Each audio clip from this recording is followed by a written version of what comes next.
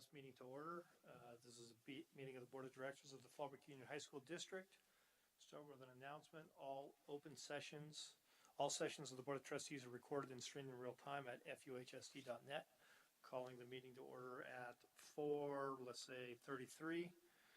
We're at the Bob Burton Performing Arts Center, 2400 South Stagecoach Lane, Fallbrook, California, 92028.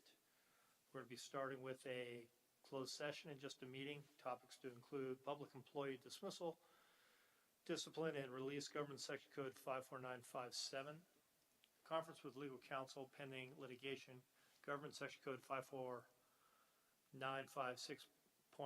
D1, conference with legal counsel, anticipated litigation, significant exposure to litigation pursuant to Government Section Code 54956.9 D2, conference with labor negotiations, Government Section Code 54957.6, district negotiator, Ilza Garza Gonzalez, superintendent, employee organizations, FHSTA and SEIU, and unrepresented employees, classified management, certificate management, and confidential employees. And finally, we're going to have an evaluation on our chief business officer. Opportunities for members of the public to address the board on any of these closed session items will be taken now. We will have an opportunity later in an open session for other open session items. Government Section Code 54954.3. Are there any public comments for closed session? There are not. Hearing none, we'll go ahead and go to closed session. Thank you.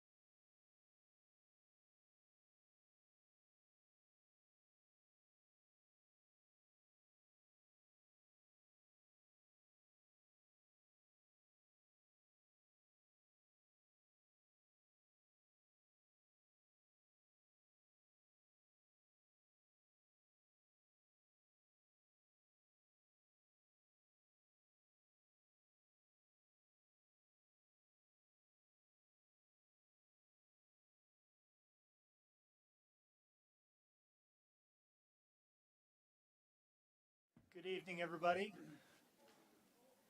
A little bit of a busy agenda, so thanks for your patience. The Board of Directors is reconvening from closed session. I show 5:32.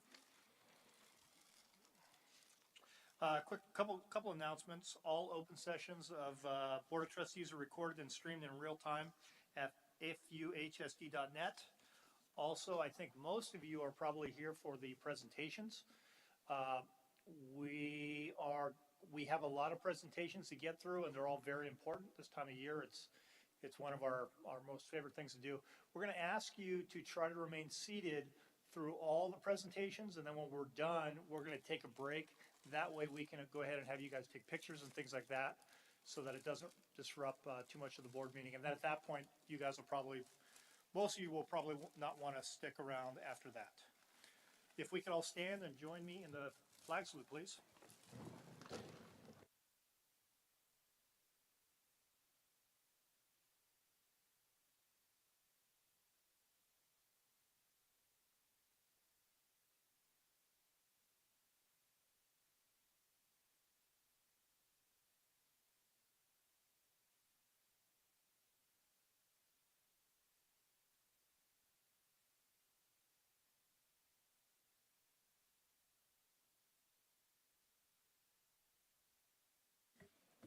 Okay, roll call. Board of Directors, Eddie Jones, President. I'm here. Oscar Carlampio, Vice President.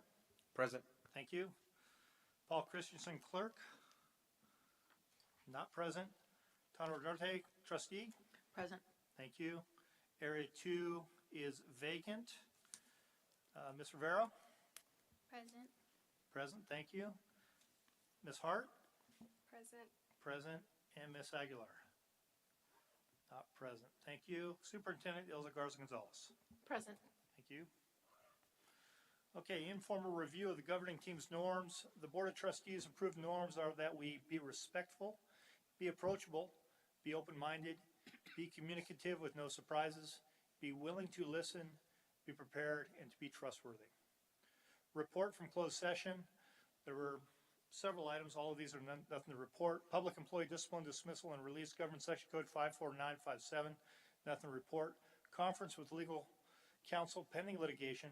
Government Section Code 54956.9D1. Nothing to report. Conference with legal counsel anticipating litigation. Significant exposure to litigation pursuant to Government Section Code 54956.9D2. Nothing to report. Conference with labor negotiations. Government Section Code 54957.6. District Negotiator Ilza Garza-Gonzalez, Superintendent. Employee organizations FHSTA and SEIU and unrepresented employees, classified management, certificated management, and confidential employees. Nothing to report. And the evaluation of the Chief Business Officer, nothing to report. Start with an action item to adopt the agenda. I move that the board adopts the agenda for the regular meeting of May 8th, 2024 as presented.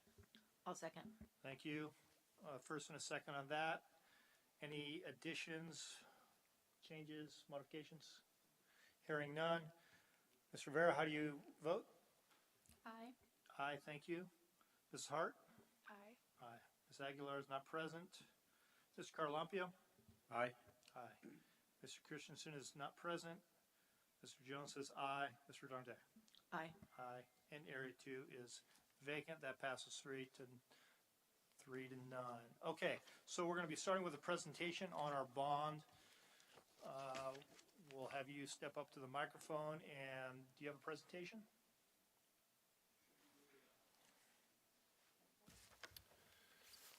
Well, good evening, President Jones, members of the board. I am Dr. Tim McClarney, President of True North Research, and we are a firm that over the last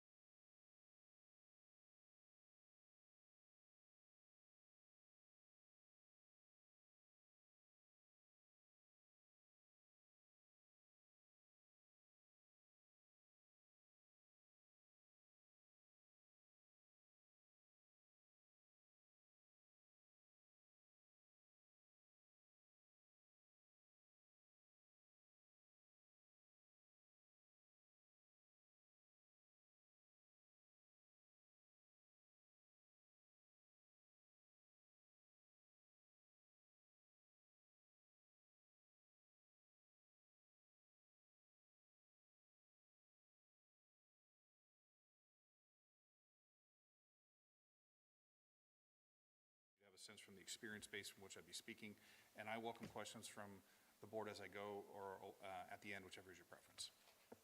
Okay. There we go. So before we discuss the results, helpful to take a quick moment to review the purpose of the study as well as the methodology.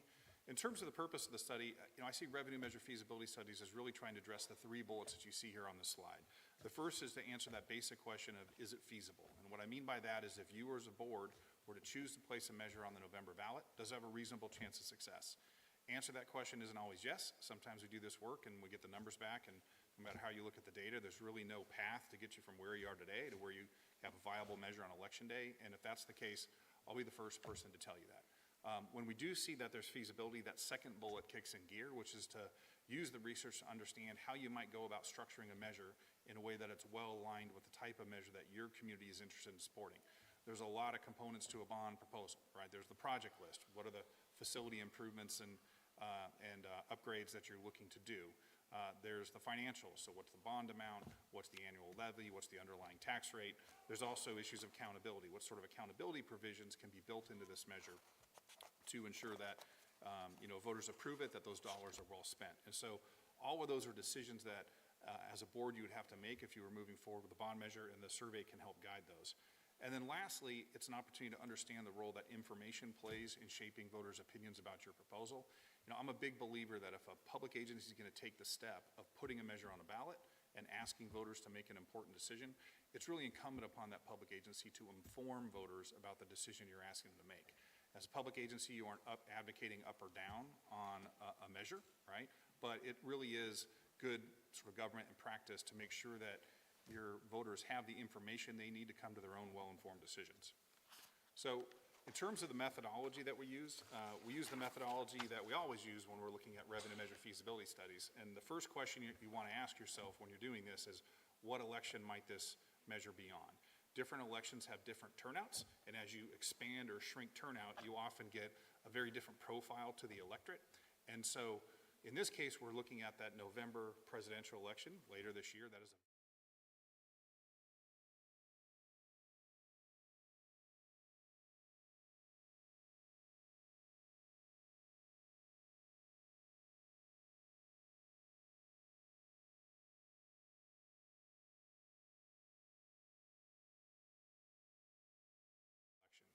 We then use a process called stratified and clustered random sampling to ensure that our sample matches that profile of your November universe on all the dimensions that we know drive how voters tend to behave when it comes to bond measures.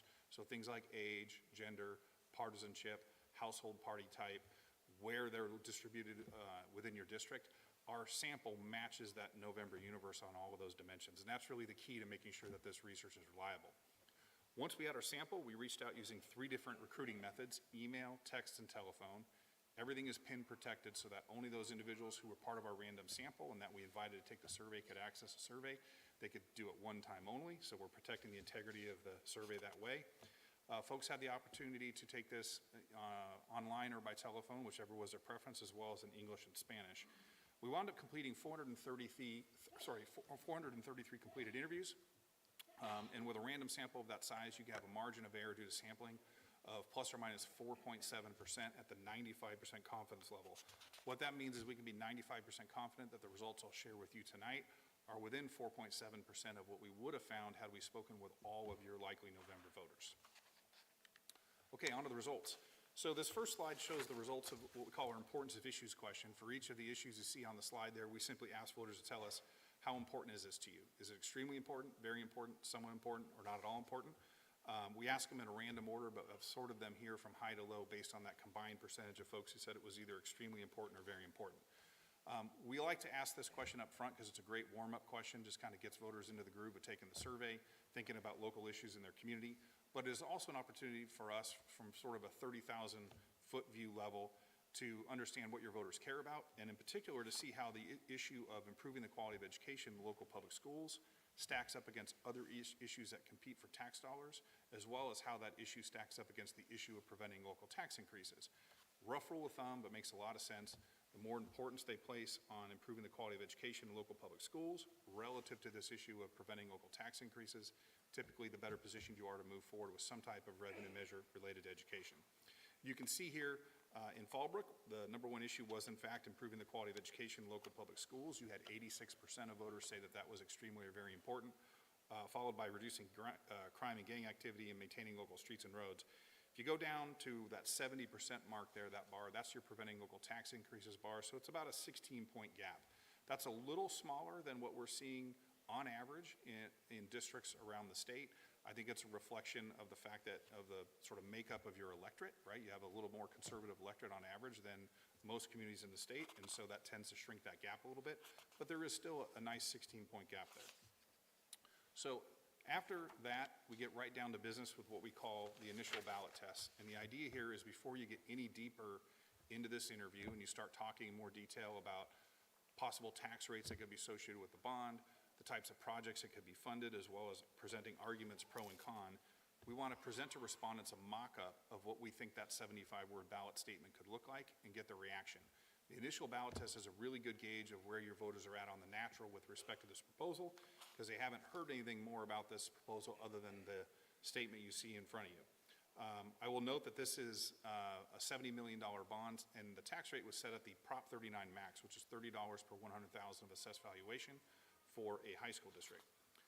So that's what we tested, and here are the results. So at that initial ballot test, you had 60% of likely voters say that they would support this proposal. You had 27% who were opposed, and you had about another 13% who were unsure or preferred not to answer the question.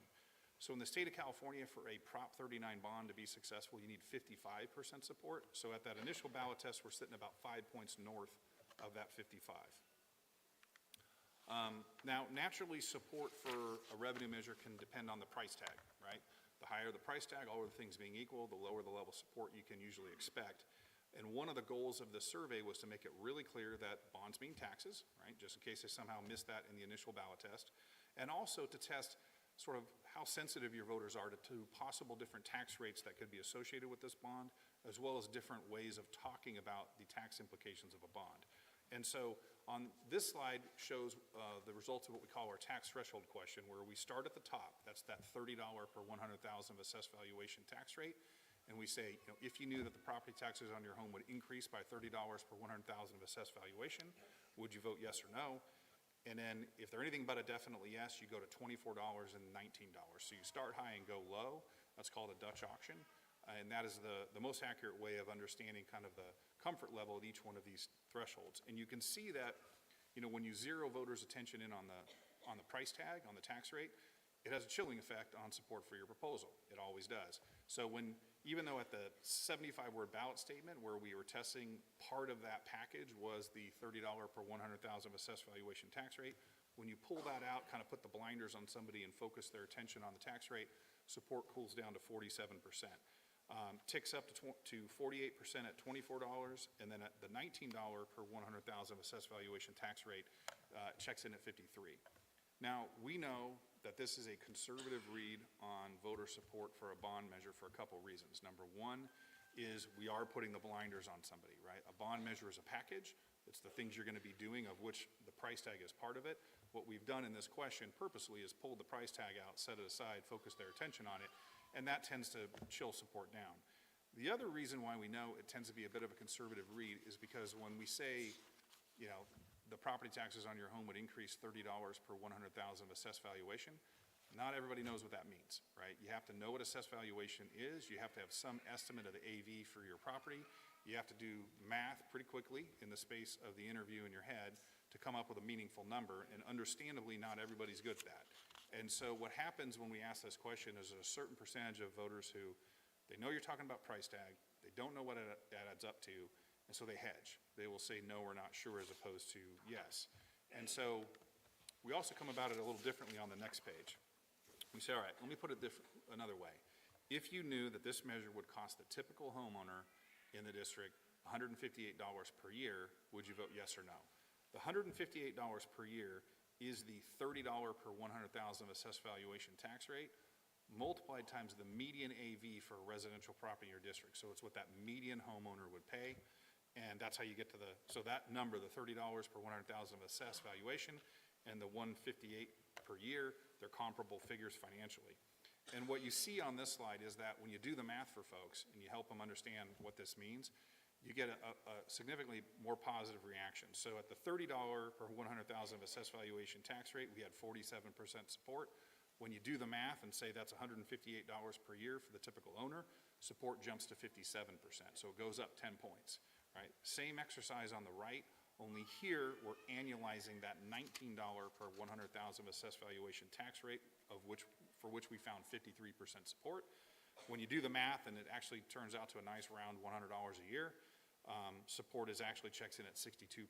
So you get about a 9 to 10 point boost just by doing the math and helping voters understand what the true price tag is of this measure. So after the tax threshold section, we dive into what we call projects and improvements. And here we're trying to do two things. One is we're now starting to educate this respondent more about what this measure can accomplish than they could glean from that initial ballot test, right? We only had 75 words to play with in the initial ballot test. So you can only say so much about what the bond will accomplish. Here, by unpacking it into all these potential uses, you're giving respondents a better idea about this proposal. The other thing it allows us to do is to understand of all the ways you could feasibly spend the money from a bond, how do voters feel about each of those ways, and which of these are ultimately their priorities. As you can see here on this list, everything we wound up testing was pretty popular with your voters. You had 75% or more of the respondents we spoke with say that they would favor spending at least some of the money of the bond on that item. But when you get to the top of the list, we see here sort of a combination of things we regularly see when we're looking at school bonds, particularly when it comes to high schools. The top projects have to do with STEM, career technology, technology in the classroom, and then basic repairs to your facilities, right? Roofs, plumbing, heating, ventilation, that sort of thing. Like when I was walking down here, I looked up and you could see sort of dry rot on some of the older buildings there. It's that kind of stuff that voters also prioritize in terms of taking care of. So if you as a board were to choose to move forward with a measure this November, there's going to be an election cycle. And during that election cycle, you're going to have a lot of discussion and debate in the community about this proposal, right? You'll undoubtedly have some folks who will stand up and advocate on behalf of this bond, go out to their community and talk to their friends and neighbors about why this is needed and why you should vote yes. You might also get some opponents, right? Step up, say, this is a terrible idea, we shouldn't be doing it. Here's why. For this survey to be a reliable gauge of the feasibility of a bond, we need to simulate that discussion and debate in the space of the interview so we have a realistic understanding not only of where your voters are at on the natural, which was that initial ballot test, but what happens after they hear positive arguments and what happens after they hear negative arguments. So here we see the positive arguments. I've broken them into two tiers just because it's just a little easier to read. This is the top tier.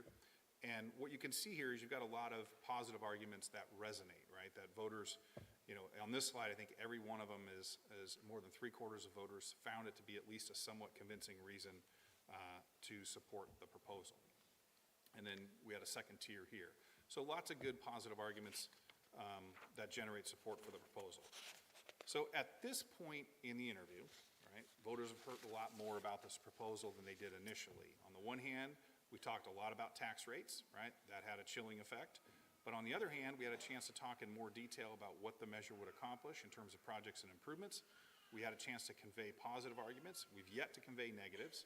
And so we circle back with what we call the interim ballot test. We present that same 75-word ballot statement and say, now that you've heard more, where do you stand? And the answer is here. So we tick up 1 point. What this is actually doing is the initial ballot test was at 60. We spent a lot of time talking about tax rates. That sort of cooled things down. But then by learning more about the projects and hearing more about the positive arguments, it built you back up to not only 60, but 61%. So you're sitting about 6 points north of the 55% threshold you need to be successful.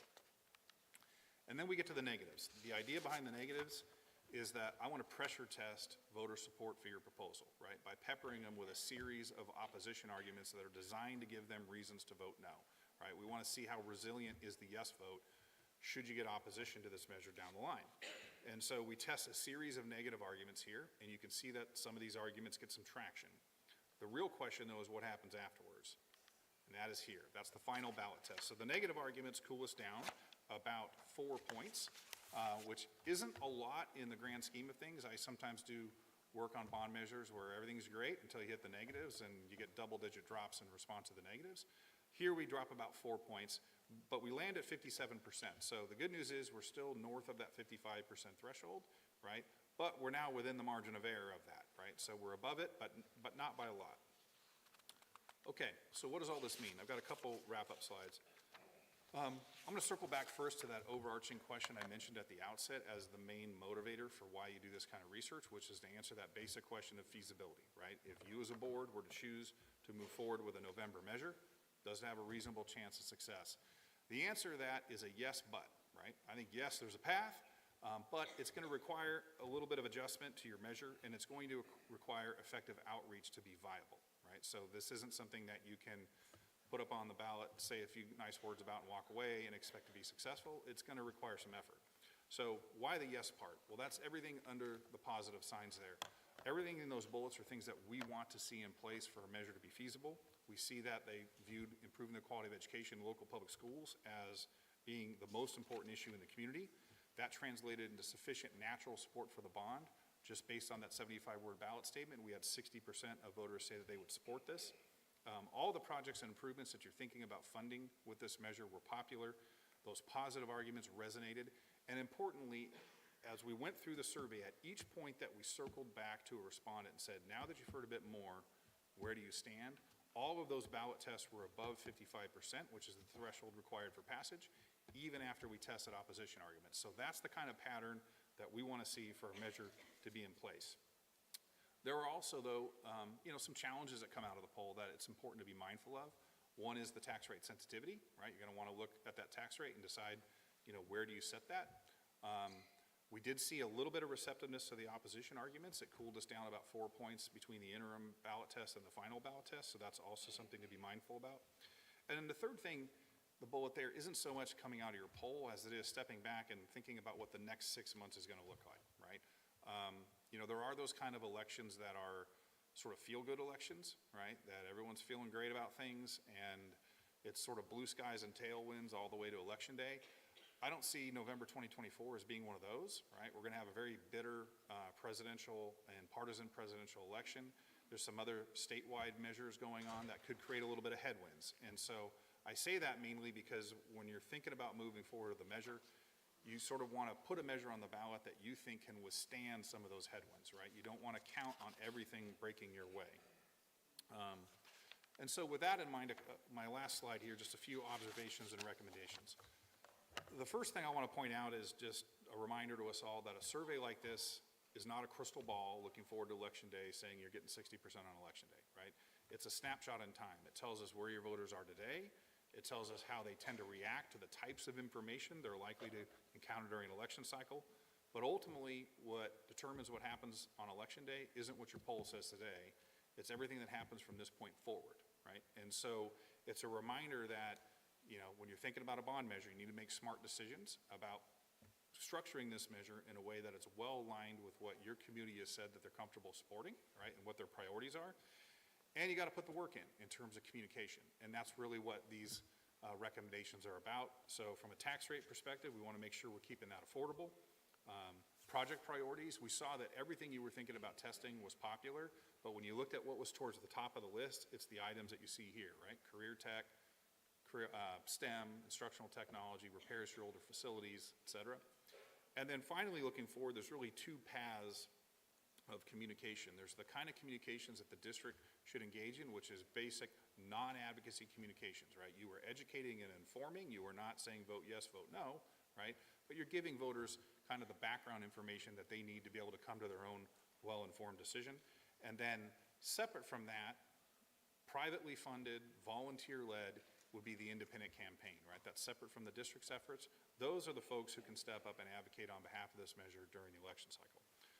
So I know I did a lot of speed talking. I will stop now and happy to answer any questions that you may have.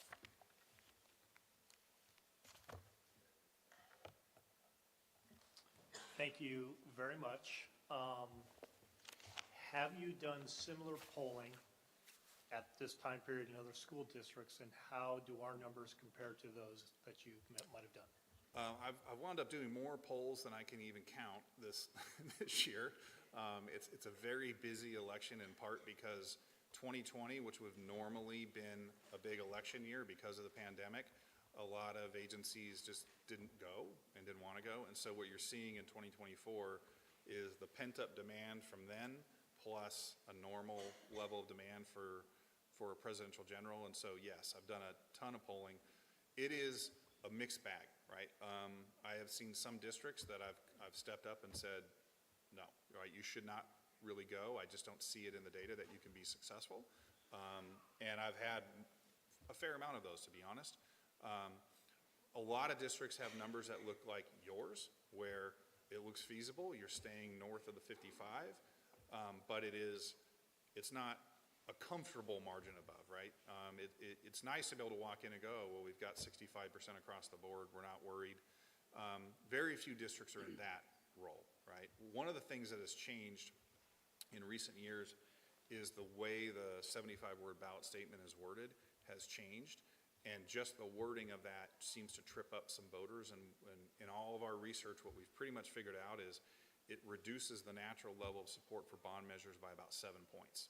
And so it just makes it a little more of a challenge today than it was, say, 5-6 years ago. There are a few districts we've worked with that have sailed through, and oftentimes it's sort of special circumstances there. Either their electorate it really leans one way and they're predisposed to favor it, or they have what's called a bond extension where they can actually pass a bond without increasing the tax rate because they have a bond coming off the books and there's a one behind it that fills in. Do the people that you surveyed, 400 and something, did they have a clear idea that this is for the high school district, or did they think they were answering questions in general on education in Fallbrook? It was for the high school district. It was clear in that. I know that, anytime when you have USDs, it's a little easier because there's one school district. When you have high school districts and feeder districts, elementary districts or middle schools, it sometimes can be a little bit of a challenge, especially if you share the same name, right? And there's a lot of districts that are like that. We were clear that it's about the high school district. We use that language throughout, including during the invitations as well as in the ballot language and in the body of the survey.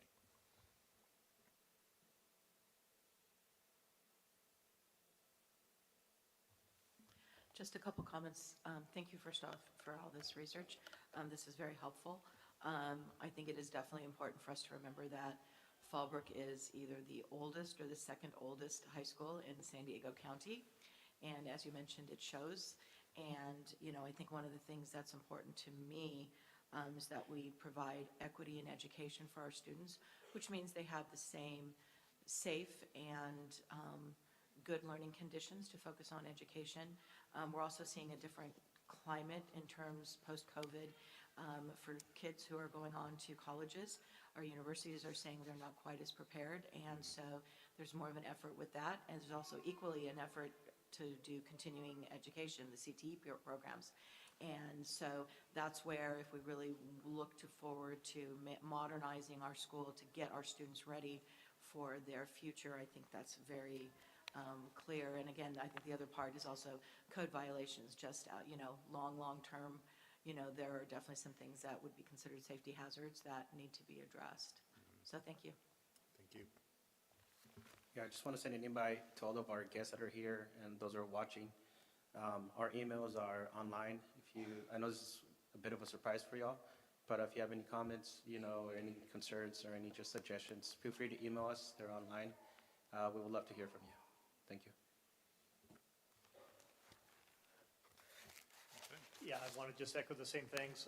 It's going to be a challenging decision. You've seen the schools, and you're absolutely right. This is one of the older ones. But yes, we would appreciate feedback to us. That would help a lot. I have no further questions. Thank you very much. Thank you. Appreciate your time.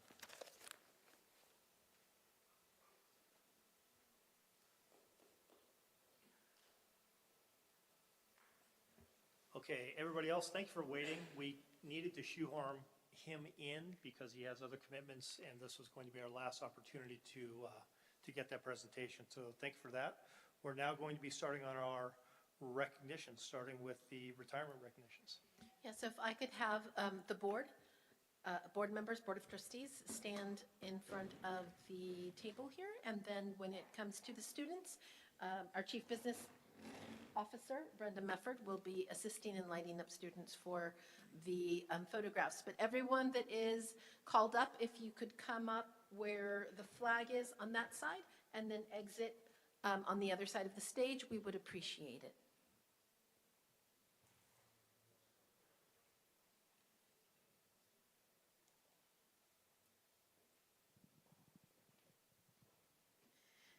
So this time of year is one of celebration, but it is also one of sadness for us because it's the time of year that we have many retirees.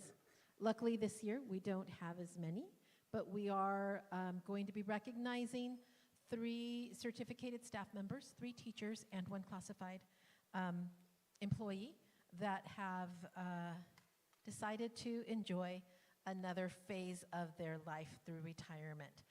The first person that I would like to recognize tonight is George Herring. And George, if you're here, if you could please come up.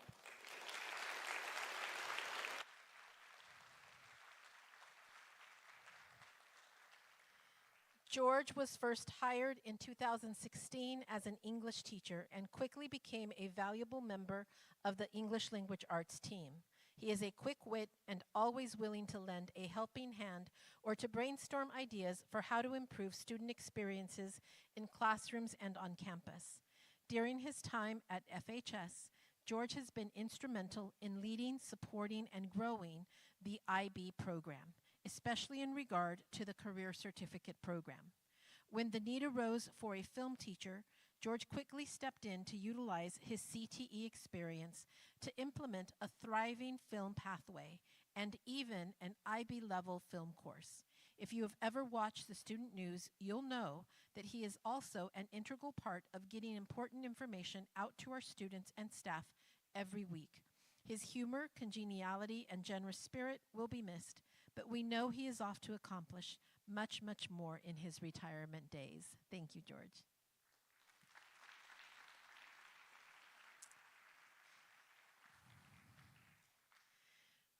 Mary Bagley.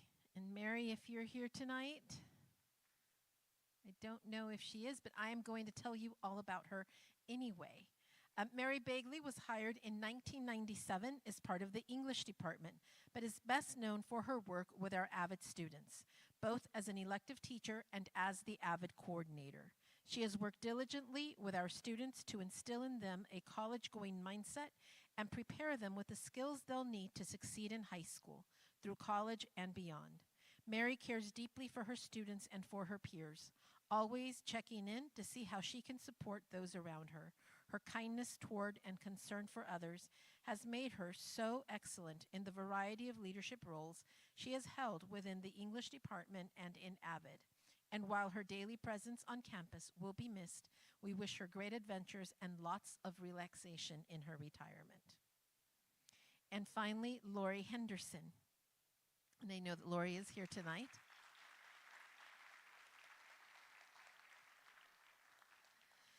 Lori was hired in 2018 as part of our special education department. Throughout her time with Fallbrook High School, Lori has served in a wide variety of roles, from co-teaching in an English classroom to teaching life science courses and even starting a cooking class this year. Her creativity in the classroom brings curriculum to life and allows students to engage in the subject matter in a way that ensures understanding and makes the material they are studying relevant. Lori makes time to meet with students on her caseload and works thoughtfully with her peers to create the best learning experiences and environments for every student.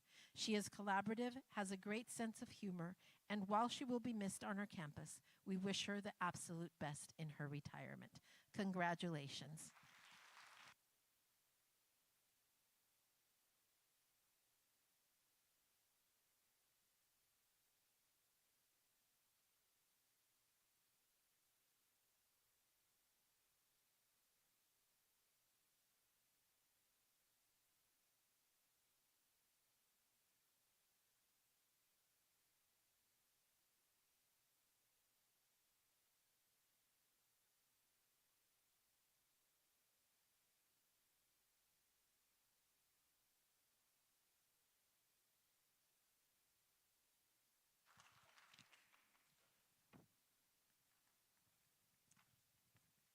And our classified retiree, Sylvia, and I don't know what is her last name? McCook. I was like, oh no, Sylvia McCook. And I believe that she told us she would not be coming here tonight, correct? But we're going to tell you about her as well. She joined the Fallbrook Union High School District in February 2015 as the accounting technician. She had extensive school finance and attendance accounting experience from prior districts, which was very fortunate because San Diego County schools were switching to a new financial software, so there was a learning curve for everyone. Sylvia took over the job with ease. She learned the software in no time, added many things to streamline the accounts payable process, and took in many other duties of the business office. In December of 2019, the job was reclassified to accountant. Sylvia began posting all of the year-end closing journals and became the main contact for the auditors during their visits twice a year. Her knowledge, work ethic, and tenacity for accuracy and procedures are exemplary. She has been the best accountant the district could have asked for. In addition to her stellar job performance, Sylvia has always been a pleasure to work with. She's been the mom of the office, always taking care of everyone. We truly miss her, but wish her all of the rest and relaxation and fun she deserves in her retirement. And Sylvia retired in April.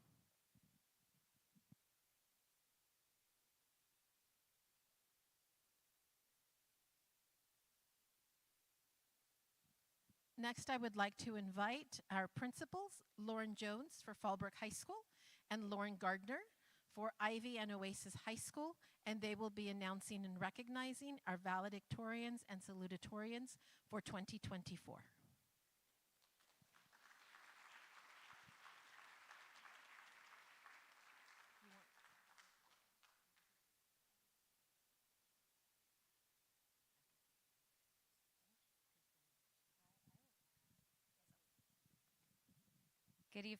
Good evening. We're going to be starting off with our Oasis High School valedictorian, Jasmine Uresti.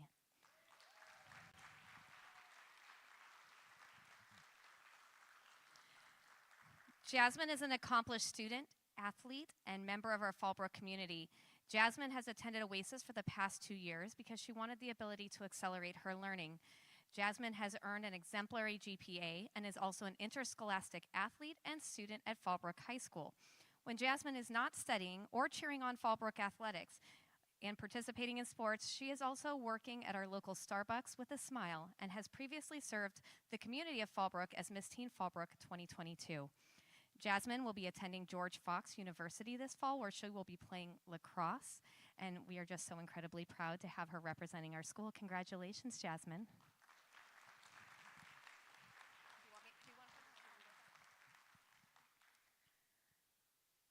Our salutatorian, I believe, is not going to be able to join us this evening, but I'd like to congratulate the Oasis High School salutatorian, Lucas Morgan. Lucas is an exemplary young man who is hardworking and dedicated student and athlete. Lucas has attended Oasis High School for 2 years after attending Fallbrook his freshman and sophomore year. Lucas has excelled in his academic studies and is also a committed athlete. Lucas has maintained his outstanding grades and rigorous coursework while remaining dedicated to baseball and working as well. As a matter of fact, his commitment to baseball is the reason he is unable to join us today, because he's playing a makeup baseball game with our varsity Warrior baseball team. Lucas will be attending Palomar College this fall before transferring to a 4-year university, and at this time he is interested in pursuing a career as a therapist. Congratulations, Lucas. We are extremely proud to have you representing Oasis High School.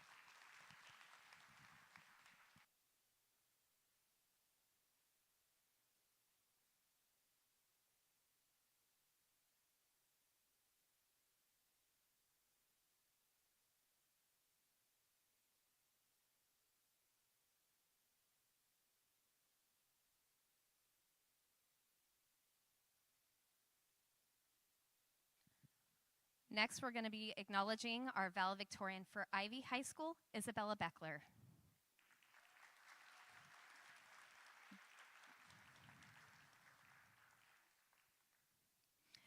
Bella is a soft-spoken, thoughtful, and perseverant student.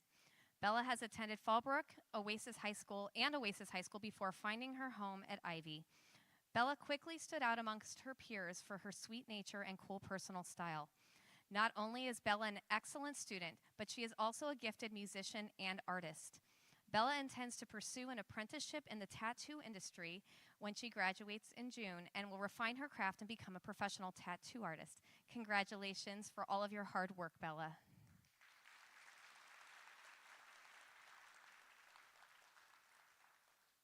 And lastly, our salutatorian for Ivy High School this year is Bethany Rodas.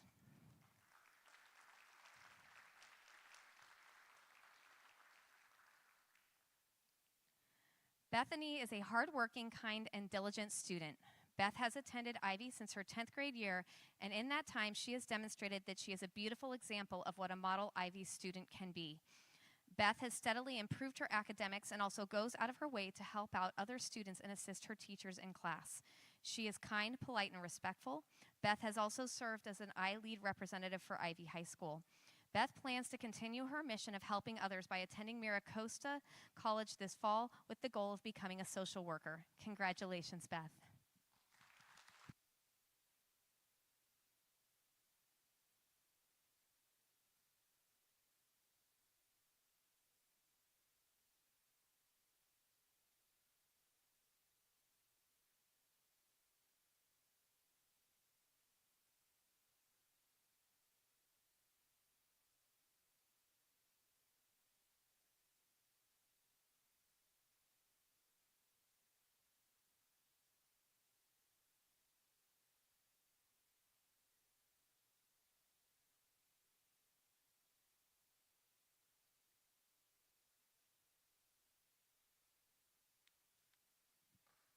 All right, congratulations, Oasis and Ivy students. We're going to announce our valedictorian and our salutatorian for Fallbrook High School this evening as well.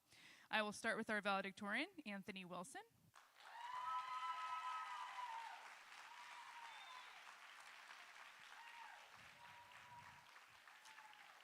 As he is making his way up here, a valedictorian epitomizes academic excellence, dedication, and leadership within their graduating class.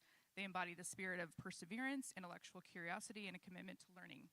Beyond just high grades, a valedictorian demonstrates a passion for knowledge, service to their community, and the ability to inspire others through their achievements. As this year's valedictorian, Anthony is an incredibly driven and motivated student and encompasses all of those things. He is also an active member of the Fallbrook High School community in a variety of ways. Besides achieving the academic level required to earn the title, Anthony is an all-around, incredibly well-balanced student who is poised on the edge of adulthood and the pursuit of his dreams. In the fall, Anthony is excited to be attending Yale, and we are incredibly proud, yes, of Anthony, and can't wait to see all that he accomplishes in his future.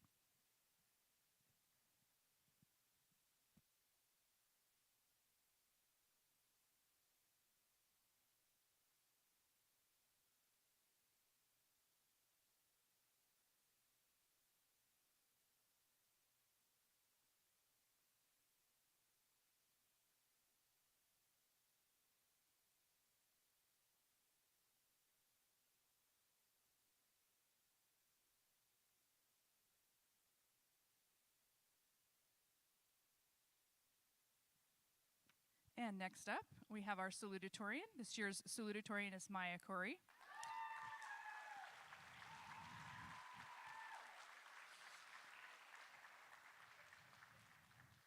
And as she makes her way down here as well, I would say all of the exact same can be said about Maya. The role of salutatorian comes with academic excellence, dedication, leadership, perseverance, curiosity, and a constant commitment to learning. As this year's salutatorian of the graduating class of 2024, Maya is a student who showcases remarkable dedication to her studies, maintaining an exceptional GPA while actively participating in extracurricular activities and contributing positively to our school community. She's not only accomplished academically, but is a tremendous athlete, which requires the ability to balance all that is on her plate, which she does well. In the fall, Maya is excited to be attending UC Santa Barbara. We are incredibly proud of Maya and can't wait to see all that she accomplishes in her future.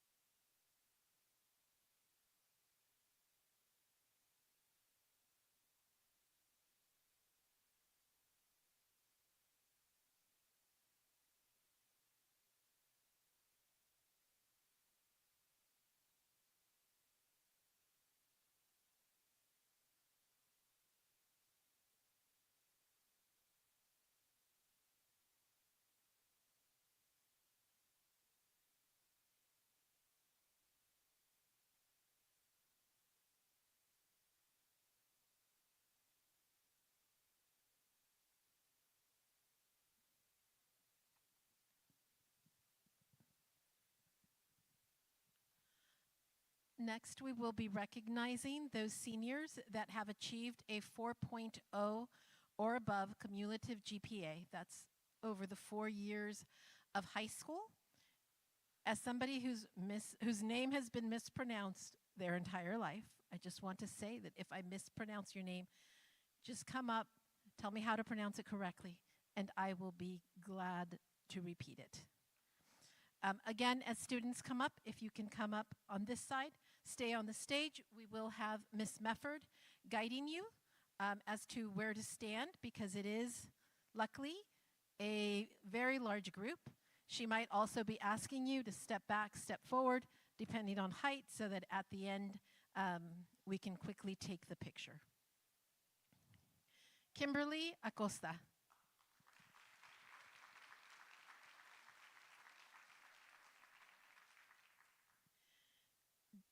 Daryl Batak.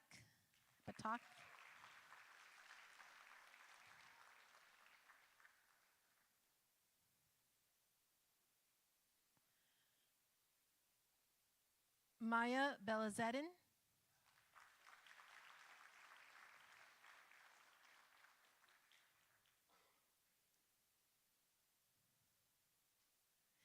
Daisy Bender.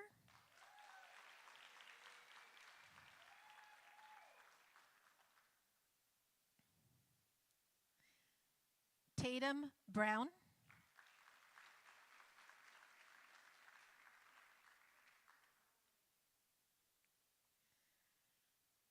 Shemaine Calso.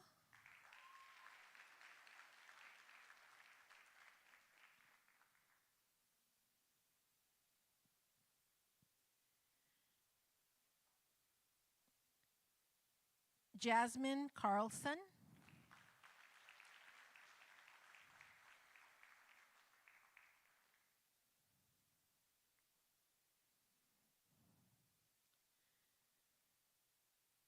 Gabriela Cortez.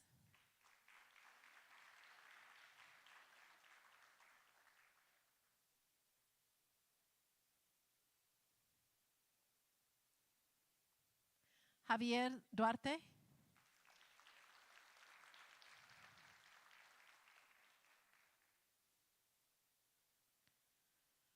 Rory Gardner.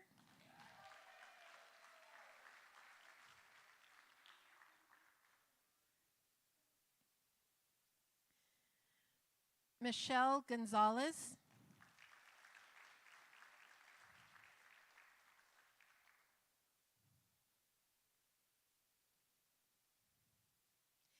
Madeline Hall.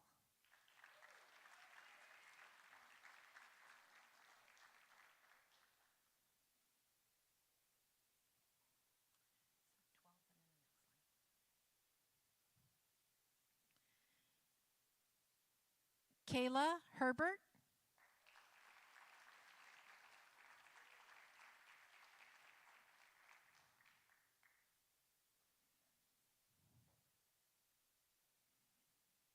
Mila Hinchliff.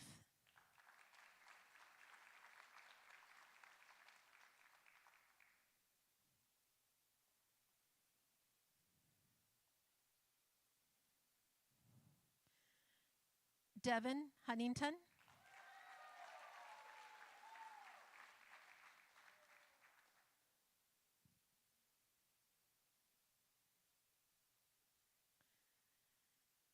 Catherine Jimenez.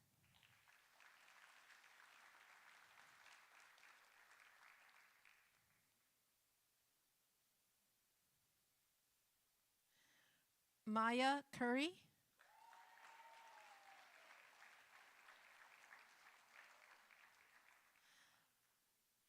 Sahara Curry.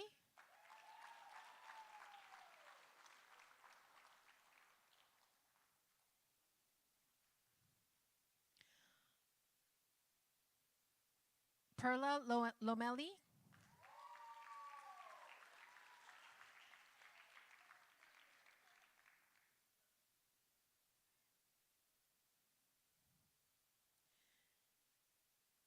Fatima Lopez Retana.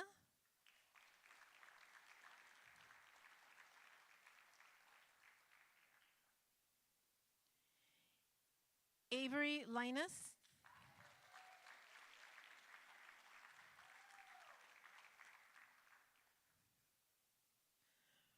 Raquel McBrayer.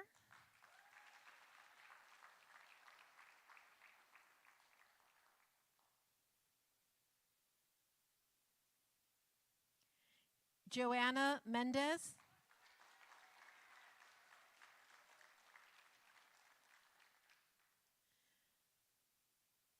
Henry Miguel.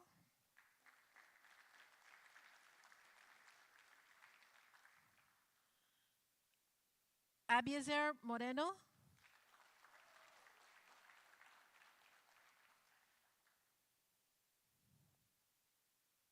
Seth Moreno Araiza.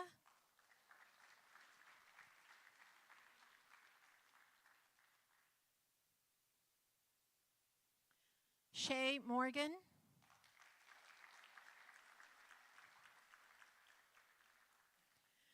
Claire Nordine.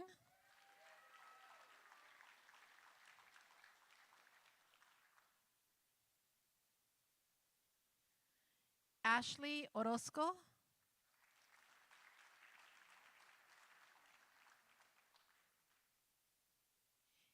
Ava Papulias.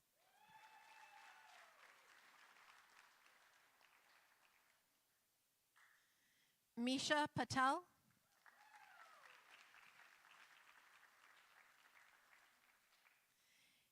Abigail Peterson.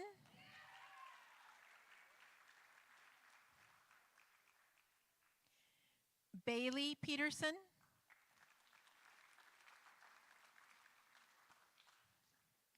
Fisher Phillips.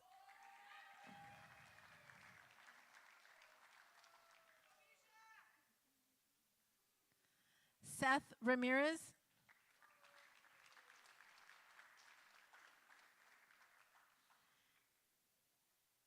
Angelica Renteria.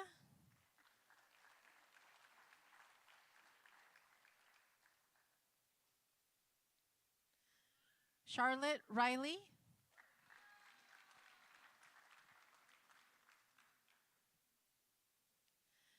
Cassandra Rivero.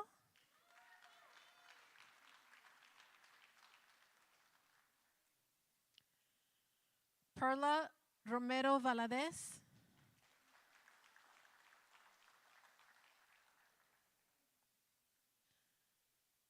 Shani Sukin.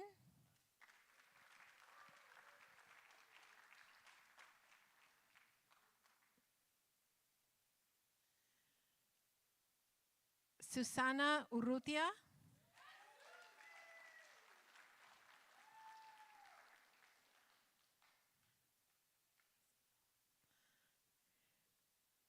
Jada Van Alphen.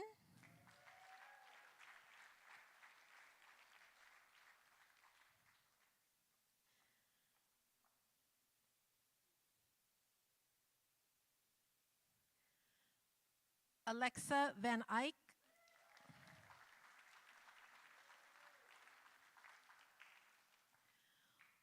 Juan Vela Perez.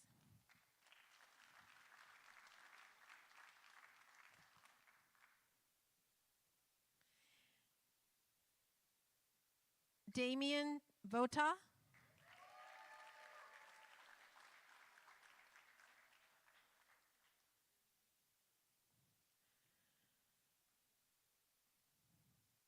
Braden West.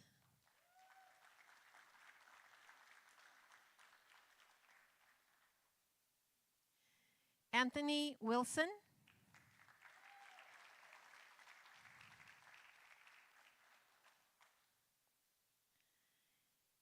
Angelica Zuniga.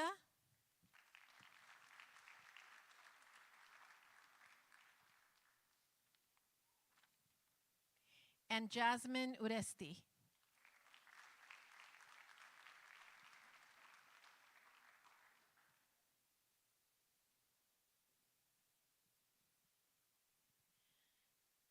And just so everybody knows, the GPAs range from a 4.0 to a 4.75.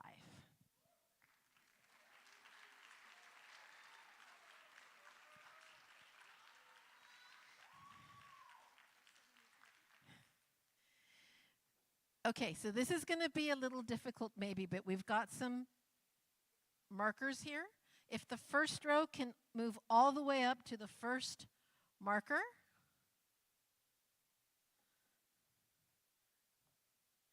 Second row to the second marker.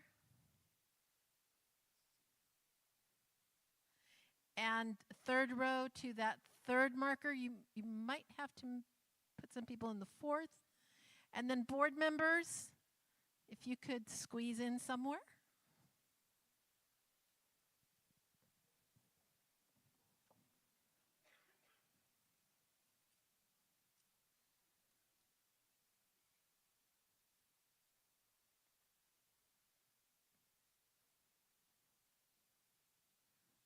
And we're looking at the gentleman all in black in the back there.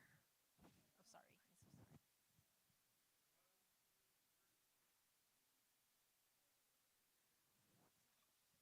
Thank you and congratulations.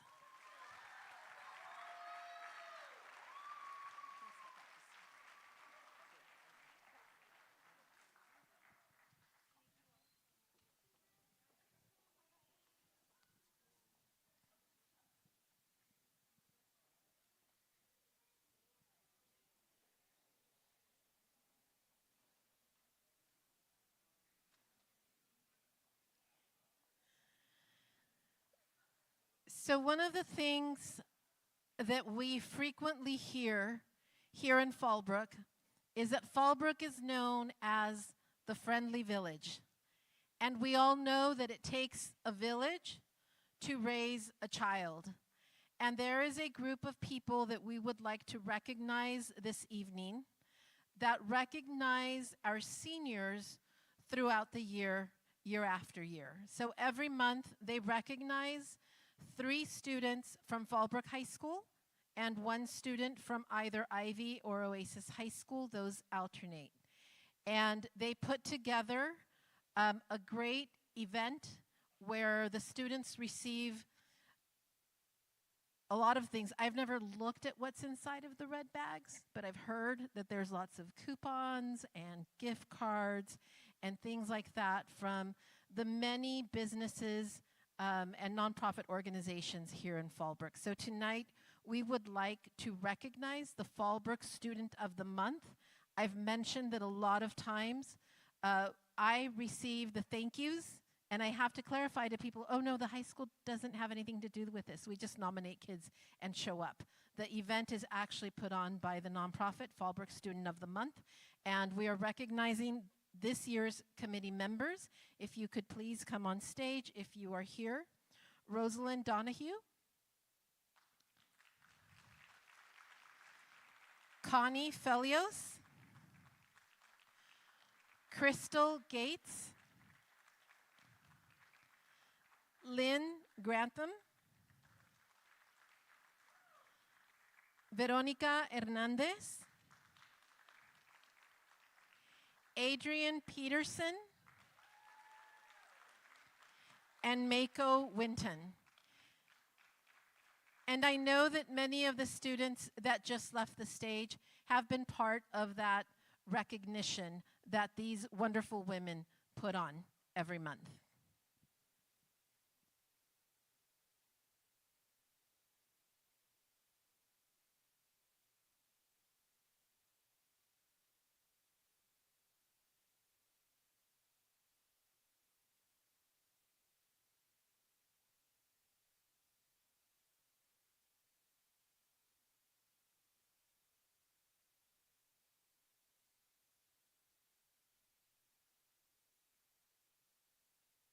I would like to invite our coordinator of special education, Dr. Eric Beam, who will be recognizing or announcing the Excellence in Special Education Award.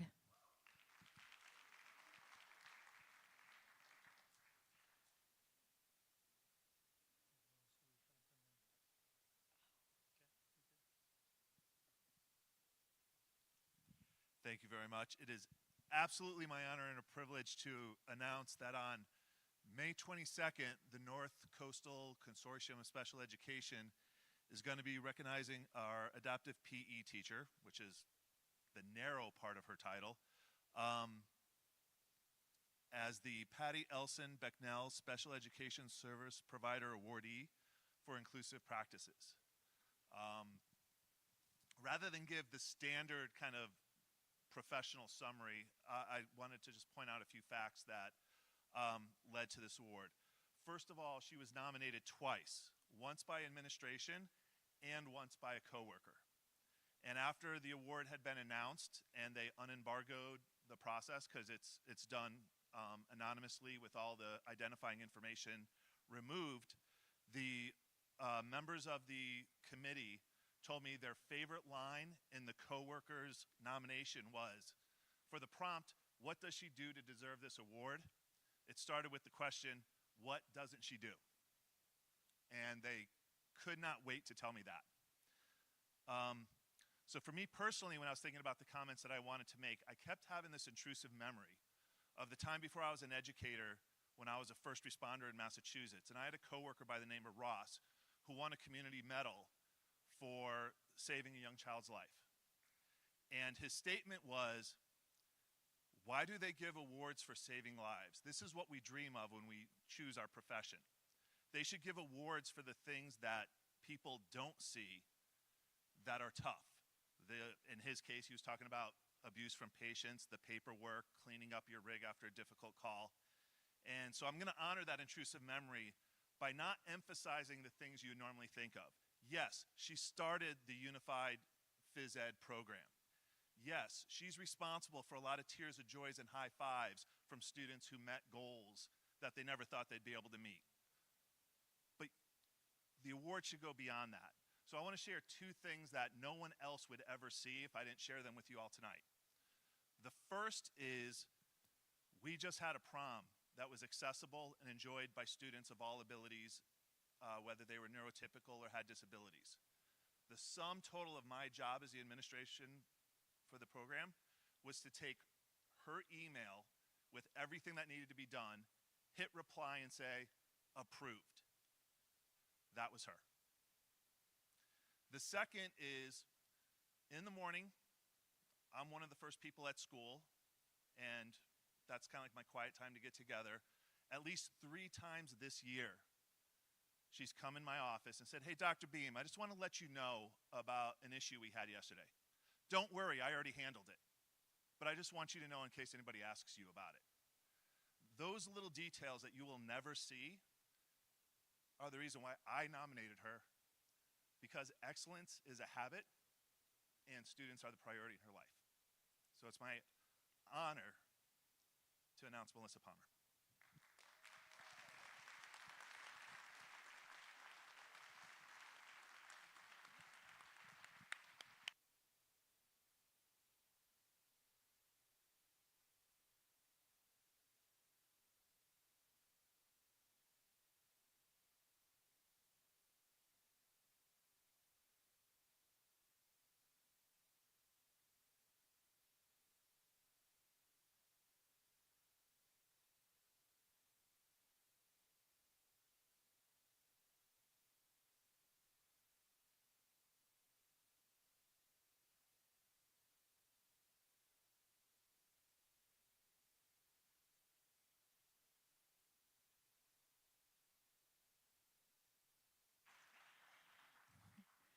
So I was reminded that I skipped a group, and I will tell you why I skipped them.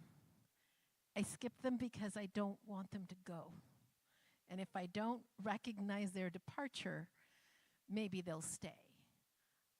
But I know that that's not the case for all 3 of them, and that is our student board reps. So this year, we had the honor of having Cassandra Rivero represent Fallbrook High School.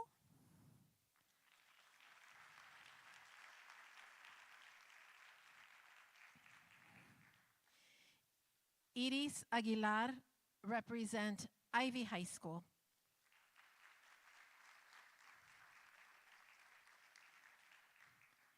And Kira Hart represent Oasis High School.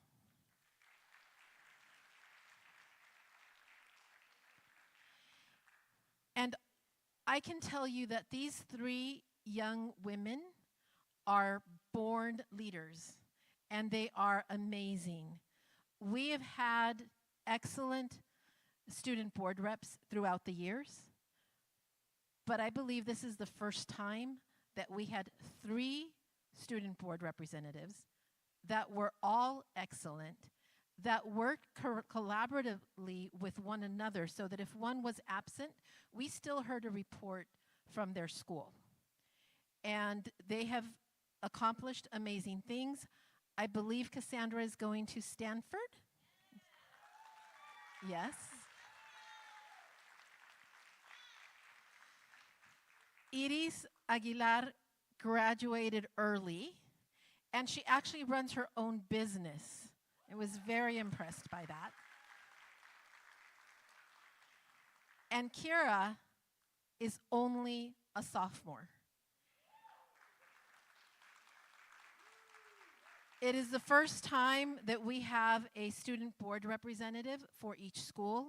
It was very important for me and for our Board of Education to make sure that the voice of all 3 campuses was heard. In the past, we've had a student rep that represented Ivy and Oasis, but then one of the schools was always cheated because they really didn't know too much about it.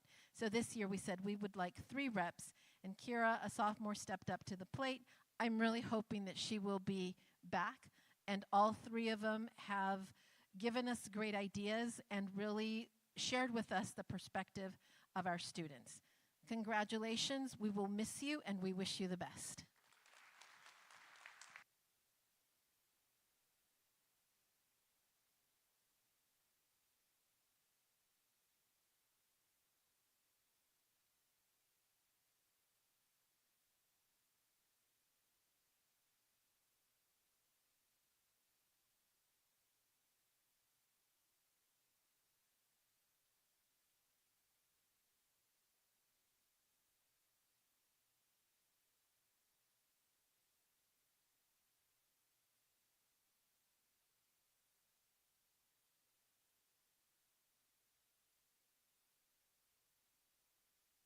At this time, I'd like to welcome one of our Spanish teachers, Mr. Cesar Rodriguez, up to the stage. He will be recognizing our Region 9 Migrant Speech Contest winners, and he was the coach.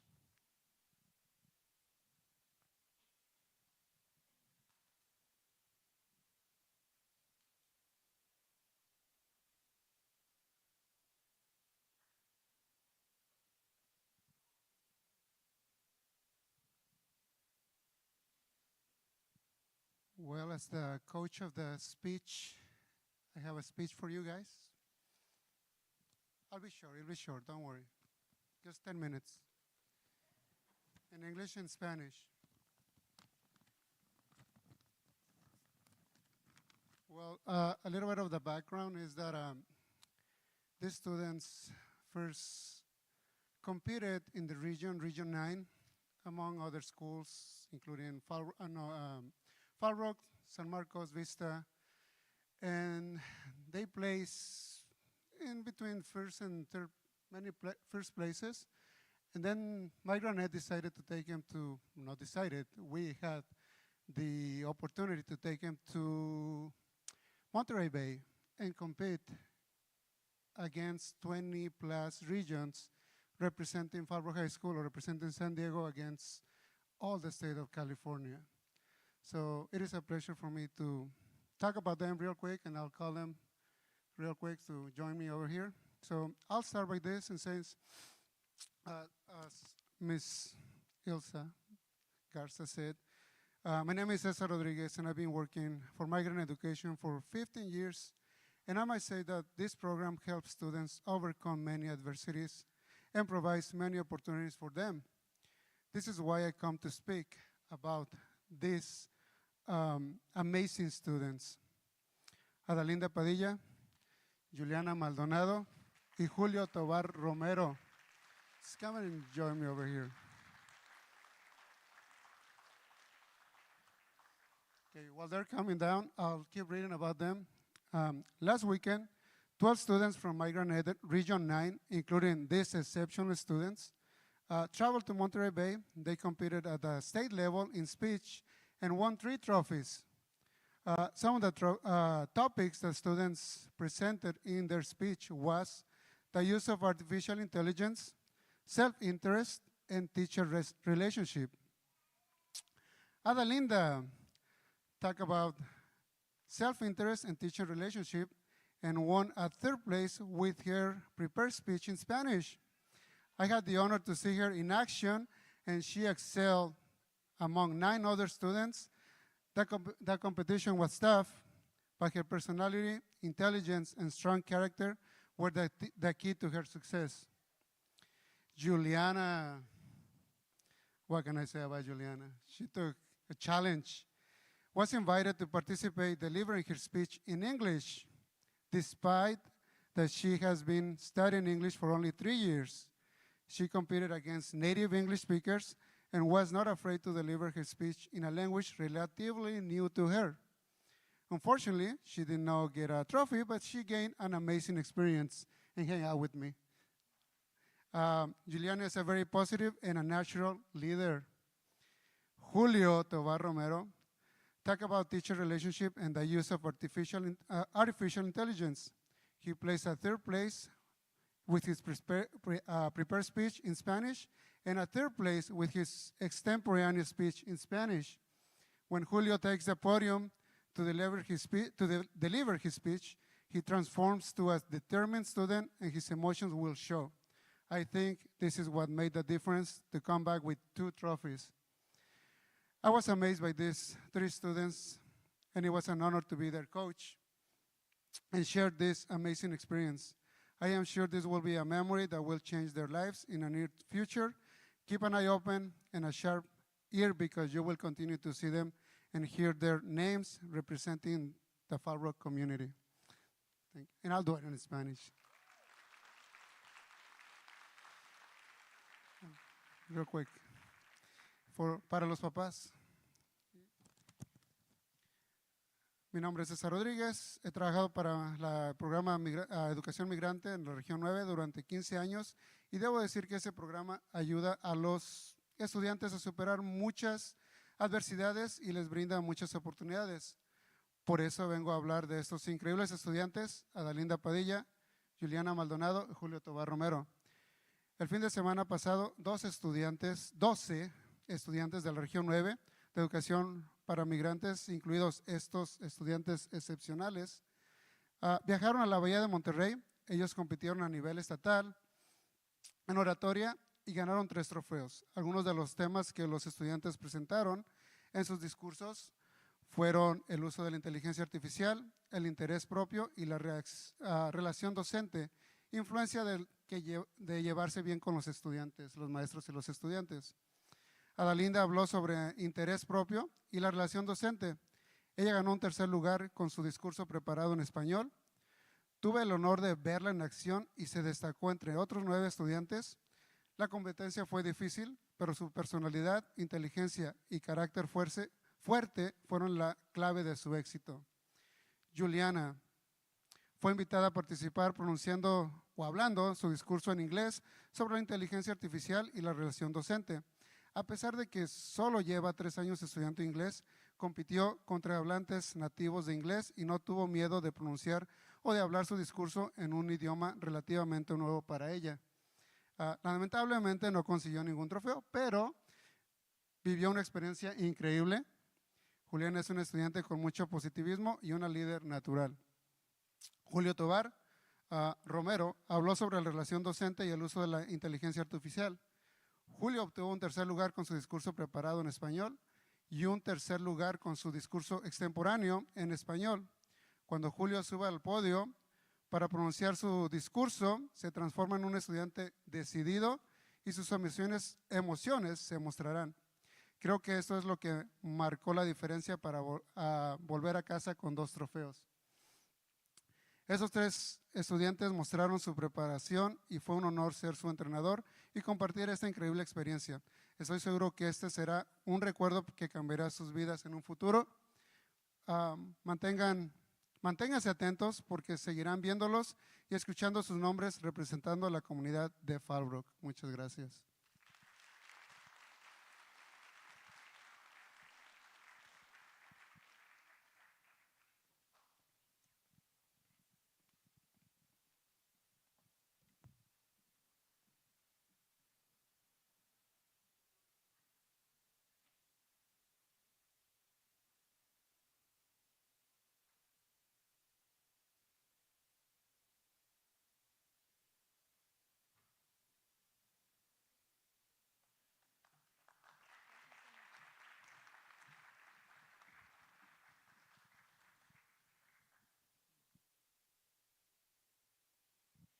And earlier this evening, you heard how Mr. George Herring was instrumental in creating not only our digital media pathway, but in bringing the IB, International Baccalaureate Program, to life here at Fallbrook High School.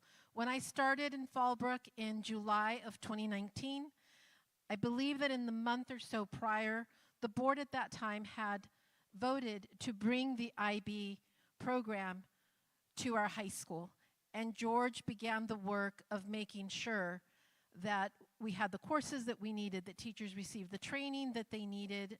And I am very pleased to announce that we have our first students that are graduating with the IB Career Certificate, and Mr. Herring will speak a little bit more to that. Hi, thank you. Well, if you've hung in this long, congratulations. My name is George Herring, and I'm the IB coordinator here at Fallbrook. It's a pleasure to honor our first two wider program students, Everly Arwood and Eric Macias. If they're here, come on up.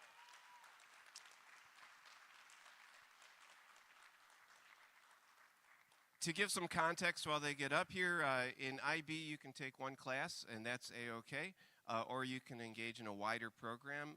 These are the first two students that engaged in our wider IB program, the career-related study. They had to complete 2 IB courses and a career pathway in their junior and senior year, as well as take a personal and professional skills class after school, in which they had to sink in 90 hours of personal and professional skills studies, 50 hours of second language development, 50 hours of service learning, and 50 hours of, a ethical dilemma in their area of study. Just quickly, because I know this has been a long night for you guys. Everly, she's an FFA and she's an ROTC. Both of those are great career programs that prepare kids to be leaders, leadership management. So in IB, she got her career diploma in leadership management. She did a brilliant ethical study on systems that create inequality, using our Supreme Court story in the news where they don't abide by the same rules as other justices and judges in our country. And she looked at food distribution systems, and she looked at the negative impact of affirmative action programs and legislation that way. It was a fascinating ethical dilemma that she studied. For her service project, she worked with Fallbrook chiropractors to create free health clinics throughout the year for at-need community members here in Fallbrook that don't have regular access to health systems. She really grew in her leadership. She definitely grew in specifically about supply chain management, logistics. I kind of see that in her future. And I think more importantly, she learned how to lead by caring. So thank you, Everly, for taking that time. Eric is our filmmaker. He's getting his IB career diploma in filmmaking. He partnered, we have Nancy Hines Glazer with us tonight. She was his adult supervisor. He partnered with the Fallbrook Art Association to create a series of web interviews that feature local artists in Fallbrook to promote tourism to our community. Eric grew as an editor over time. We think that's really what his passion is within filmmaking. And he grew, he tells me, as a critical thinker, which I agree, as every single shoot that we did created a certain unique set of problems that we had to overcome. Thank you both very much for being, as I call it, the tip of the spear. Maybe we'll have 3 next year, maybe 45 some year down the road. It's Fallbrook's journey to make, and I'm glad you guys got it started. Thanks very much.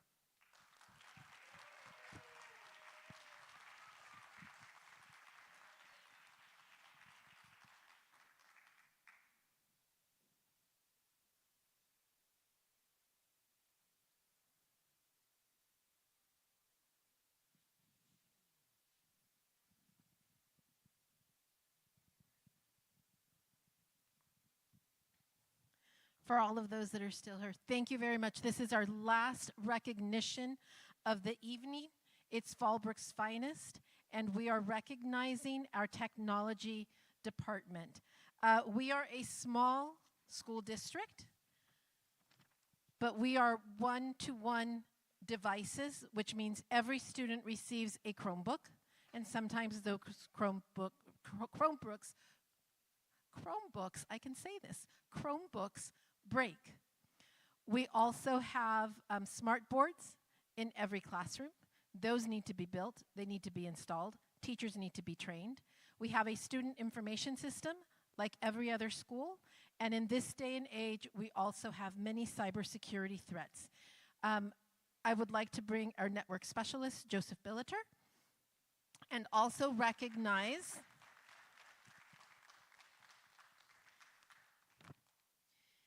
Shane Holloway, who is not here tonight, who is also a network specialist, our PC support technician, Olga Serrano, and our Director of Information Technology, who could not be here tonight. He is at his daughter's graduation on the East Coast. But here's an email that I received over the weekend a few weeks ago from our Director of Technology. So even when we are closed, our tech department is watching out for us.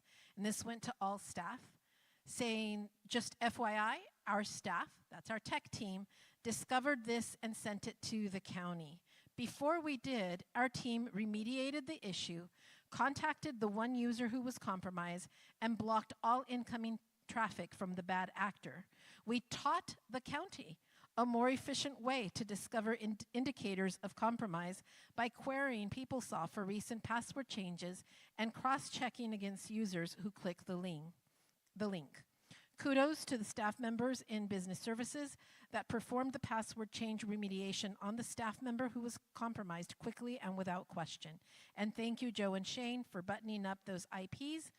I have no idea what he's talking about. Joe does. And turning the logs over to the county lightning fast. And we frequently get emails like this. They also do red herrings where they test our staff to make sure that they're not falling for these scams. And when they do fall, they never humiliate. They just help them do better the next time around. So thank you.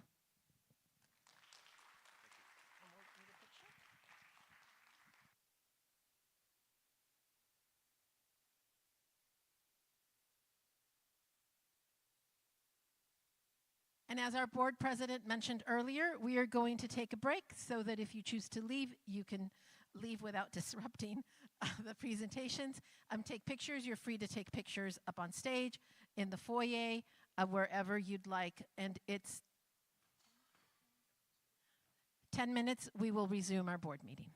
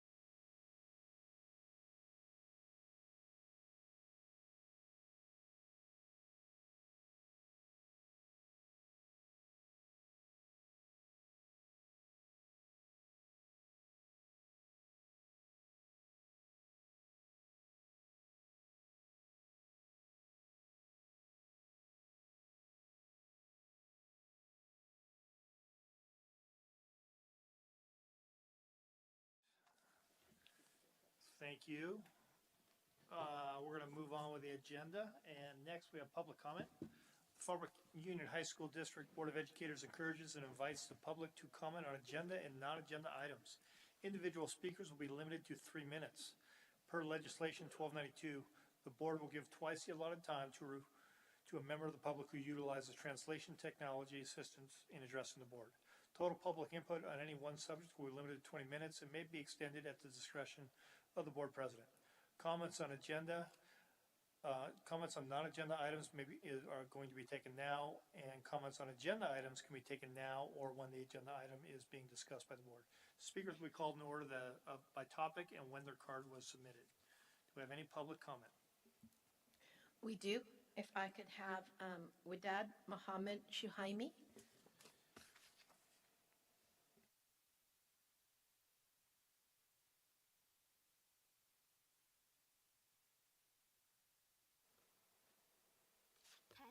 Can you hear me? Okay. Good evening, ladies and gentlemen. Hello, my name is Widat Muhammad Shuhaimi from the Fallbrook High School. I'm an exchange student under the KLS program under the AFS funding by the U.S. Department of State. I am honored to be given an opportunity to give a speech in this meeting today. Fallbrook High School has been well known for its support for the AFS by willing to take in an exchange student into the school. Therefore, I would like to share some information about the AFS and also its importance towards this community. The AFS stands for American Field Service, which has been founded in 1915 during the World War I by a group of volunteer ambulance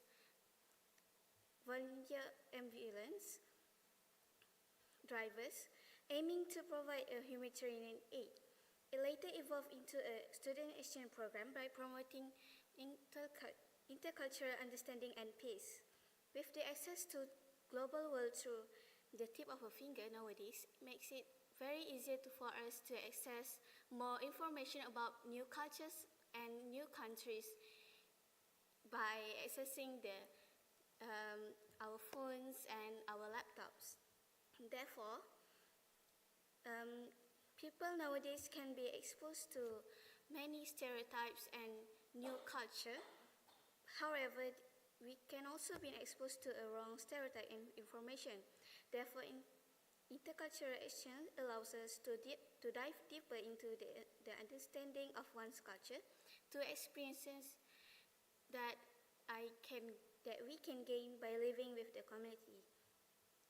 And as for me, one of the impacts of the intercultural exchange program is I get to experience the American culture firsthand, which is, for me, I have been given a proper exposure about the American culture through the movies I watch with my families, so I get some wrong stereotype about the American high school, especially the students, which now when I enter the school myself, I get to experience it by myself and learn that what is wrong and what is right about it. So, with this, the AFS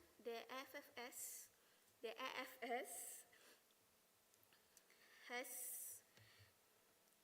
given a medallion as a token of gratitude for the Fallbrook High School, because the Fallbrook High School has been contributing to the AFS by supporting the exchange program. Therefore, I would like to invite Ms. Jones to receive these medallions, if we can come upstage. Thank you. Absolutely. Should we go upstage or just here? Thank you so much.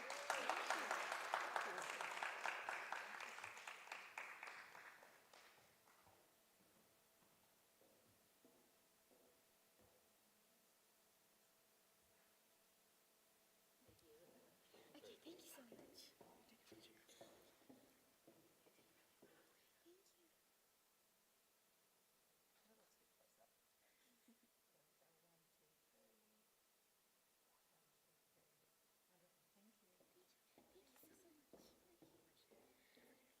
That's all from me. Thank you. Thank you very much.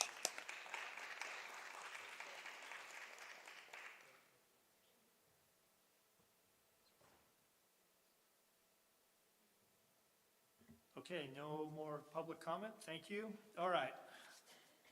Communications and reports. So thank you for waiting patiently. I know our student representatives need to be moving on, so we'll take our reports from our student reps, please.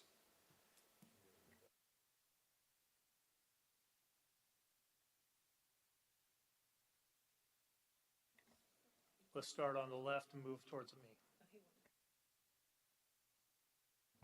Good evening. This month at Fallbrook High School, there have been various achievements within different programs. Our winter drumline placed third at their championship final last Saturday. Our girls and boys swim teams qualified to compete at CIF after the girls had an undefeated season. Track and field just had league finals last Friday at Valley Center. Some individuals have qualified to move on to CIF this Saturday. ROTC competed at the national drill competition. They took third place and the color guard took second. Seniors, juniors, sophomore, and some freshmen have begun AP testing this week, and AP testing will go on until next week. Makeup tests will take place the following week for anyone who missed their exam date. On May 21st, ASB will be hosting a farewell pep rally for the senior class. Seniors will also be going to Disneyland for their grad night on May 23rd. The following week, they will complete their finals in all their classes, and on the 31st, seniors will have their last class activity, Senior Sunset, where they will be able to spend time with their friends and sign yearbooks. June 3rd and 4th will be senior checkout, where they will pay any fines on their account and return library books and textbooks. Shortly after, graduation will be June 6th. That is all I have to report. Thank you for listening. Good evening. With graduation approaching, this time of year is especially exciting for our seniors and staff. It is scheduled to take place on June 5th from 6 to 7 p.m. All seniors are expected to attend graduation practice on June 3rd. Moreover, OASIS recently had their WASC accreditation, and some students got to participate in this integral process. In the WASC student panel, myself and 4 other students shared our experiences so far at OASIS and offered feedback on how to improve the school. All students had positive things to share about their experience. However, the only area OASIS seemed to lack, similarly to most other independent schools, was in the social aspect. So, Mrs. Gardner and I would like to implement a Paladins Lead program where OASIS students who are familiar with and adjusted to independent study would mentor a new OASIS student. Ideally, upperclassmen would mentor lowerclassmen. Students who participate in this program will receive 10 community service hours for the year. As you know, this would fulfill the encouraged yearly amount. In order to qualify for the 10 hours, however, the students must check in with the new student twice a month, participate in monthly training meetings, and attend 4 in-person gatherings. During these monthly meetings, our students can share what has worked for them so far and voice any suggestions they have to improve the program. We believe that this would be a rewarding opportunity for our students since they can gain leadership experience and practice effective communication skills. We also hope that by having a higher attendance at OASIS gatherings, we can begin to cultivate a sense of community within our school that is beneficial to all students. We have not worked out all the details, but we are excited to implement this next year. That is all for today's meeting. Thank you for listening. Hello, good evening. This is my report for Ivy High School and what has been going on. Tomorrow, May 9th, we will be going on a field trip to Palomar College. We will also be having another field day on the 16th during advisory. And as the school year comes to an end, it is important to stay on track in order to get all credits needed, especially for seniors in order to graduate, as well as completing the hours of community service. It is also important for students to complete their FAFSA applications as well as submitting college applications, as summer school applications are open as well, and the Ivy High School graduation will be held on June 5th at 3 p.m. That is all I have to report. Thank you for your time and have a good rest of your day. Thank you very much, and again, love the ideas, so as usual, great job, thank you. Next, we have reports from our principals.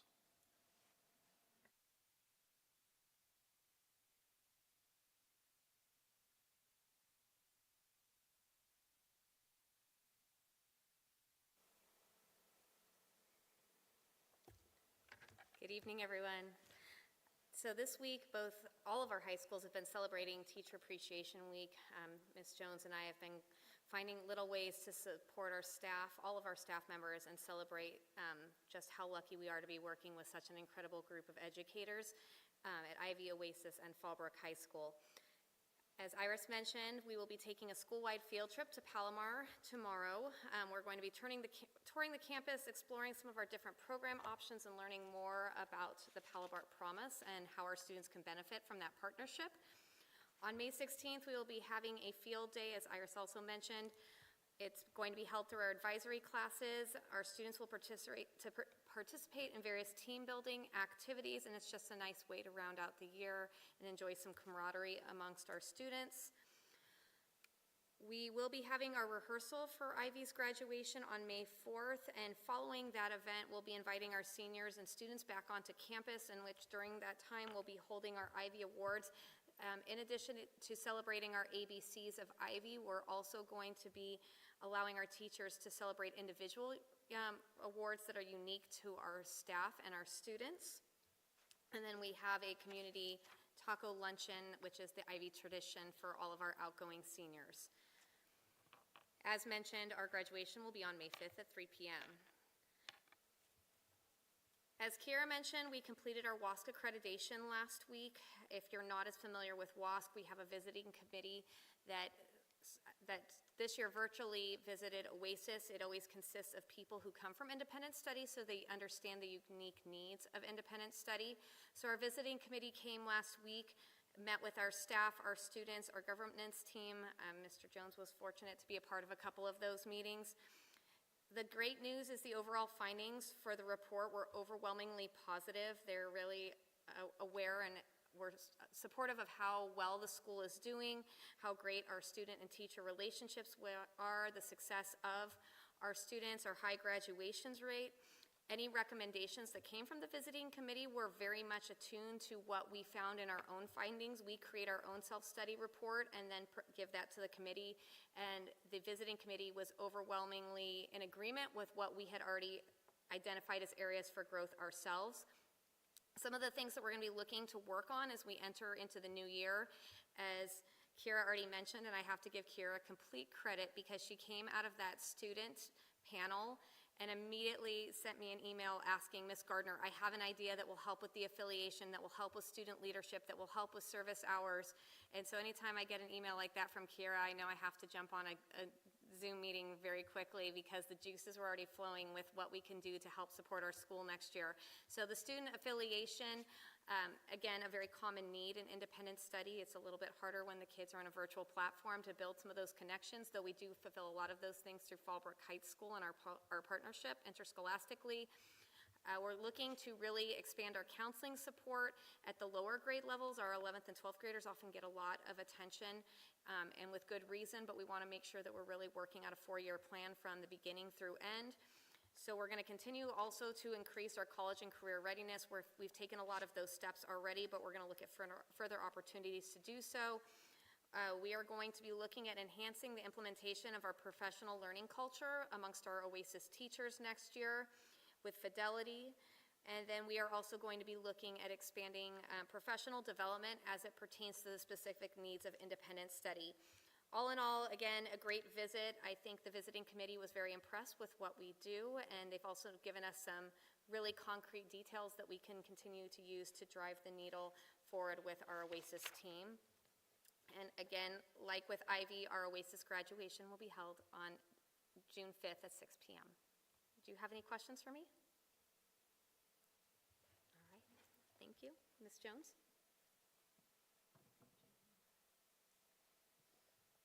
All right, good evening. We are also swiftly headed toward graduation for our seniors and final exams for everybody. Few of our senior events, a long list of senior events actually are being highlighted in the student news, across campus, through classrooms, through emails and dial-outs to students, and then also via the weekly newsletter. There's a lot to keep track of, so I'm trying to get as much of that out to families as possible. A few highlights that are coming up. We have our biliteracy ceremony next Thursday evening. Our senior scholarship awards are on the 22nd. Grad night, as was mentioned, is on the 23rd. And then we have a huge variety of program awards and banquets and final performances and shows that are coming up over the course of the next few weeks. So lots of celebrations as we saw tonight. Prom was also last weekend. Our students enjoyed the evening, and as they typically do, they represented Fallbrook High School really well. It's held at the Center for the Arts in Escondido, which was a really interesting venue. Lots of space and lots of different things for students to do. A huge note of appreciation to our ASB students and also to Ms. Johnson for the work that she did in planning that memorable event. As Kathy mentioned, we are currently in the midst of AP and IB testing. We have multiple tests happening most days of the week, starting last week for IB for a couple of things at the end of the week, through this week and through next week. So, but our students are going in, working hard the entire time that they have allotted for the assessment and coming out, and we're hearing from a lot of teachers that they're coming out feeling strong about those exams. And then last but not least, as Ms. Gardner mentioned, this is Staff Appreciation Week. We've had some support from community sponsors. First and foremost, our PTSA is treating staff to lunch tomorrow on campus, which we appreciate them for immensely. And then Starbucks, the Donut Pantry down in Bonsall, and Sage Yoga have also been really generous with their time and some donations for us this week.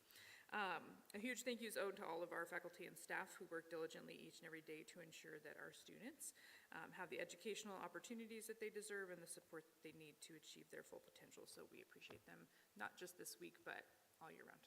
So, thank you very much. Thank you very much.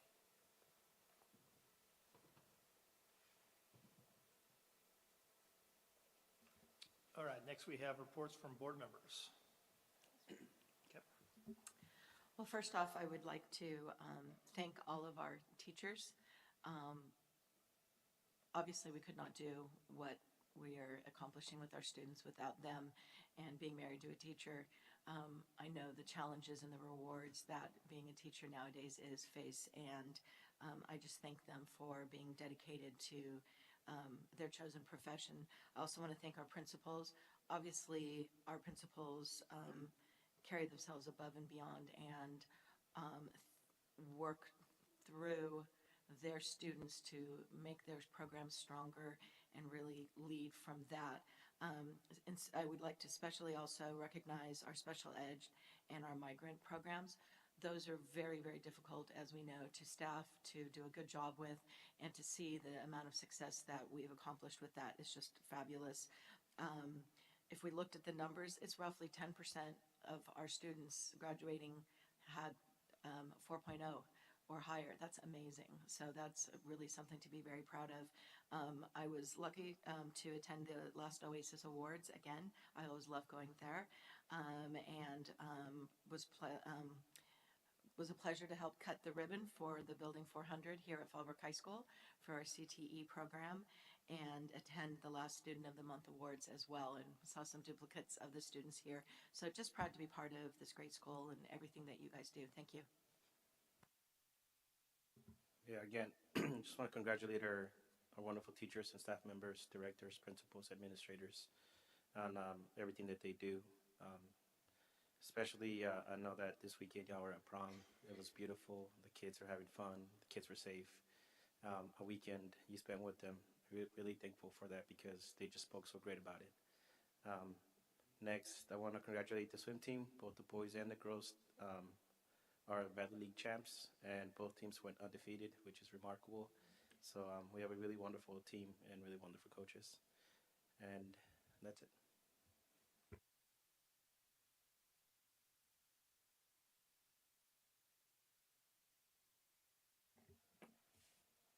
Thank you. I know it's getting to be a long meeting, but lots and lots of wonderful stuff, and everything we heard today was really outstanding. Just a couple of highlights. Yes, I got to participate in the WASC audit, or whatever that is that it's called.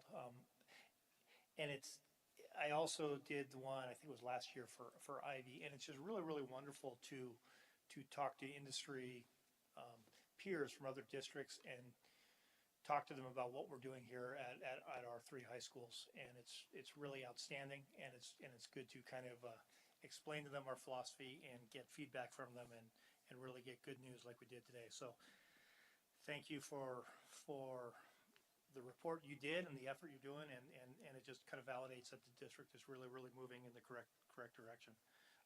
Graduation is coming up. In a way, kind of started tonight a little bit.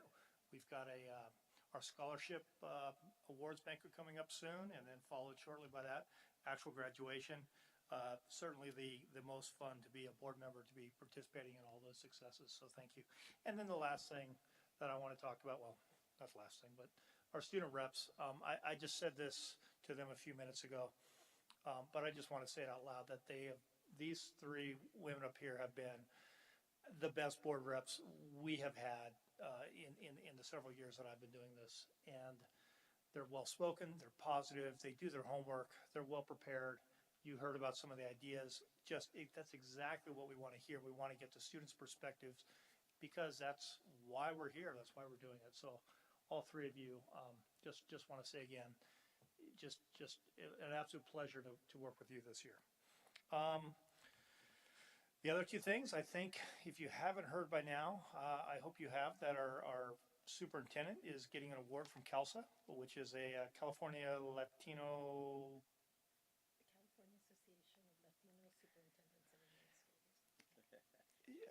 As I think the most outstanding superintendent for the county of San Diego. So just really, really wonderful for that award, and especially coming from a small district. So that's great. And then, of course, I think everybody's, well, maybe they haven't heard yet, but Fallbrook High School made the U.S. News and World Report list for the outstanding high schools. And again, it's for all those reasons that we've been talking about. George Herring, who was up here, who was just instrumental in the IB process.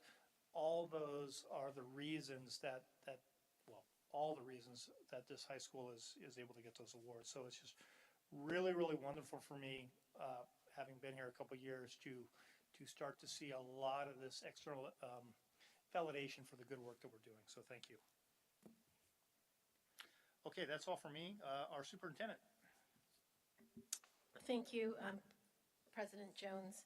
Yes, I found out last week that I have been selected as CALSA, which is the California Association of Latino Superintendents and Administrators, San Diego Chapter Superintendent of the Year.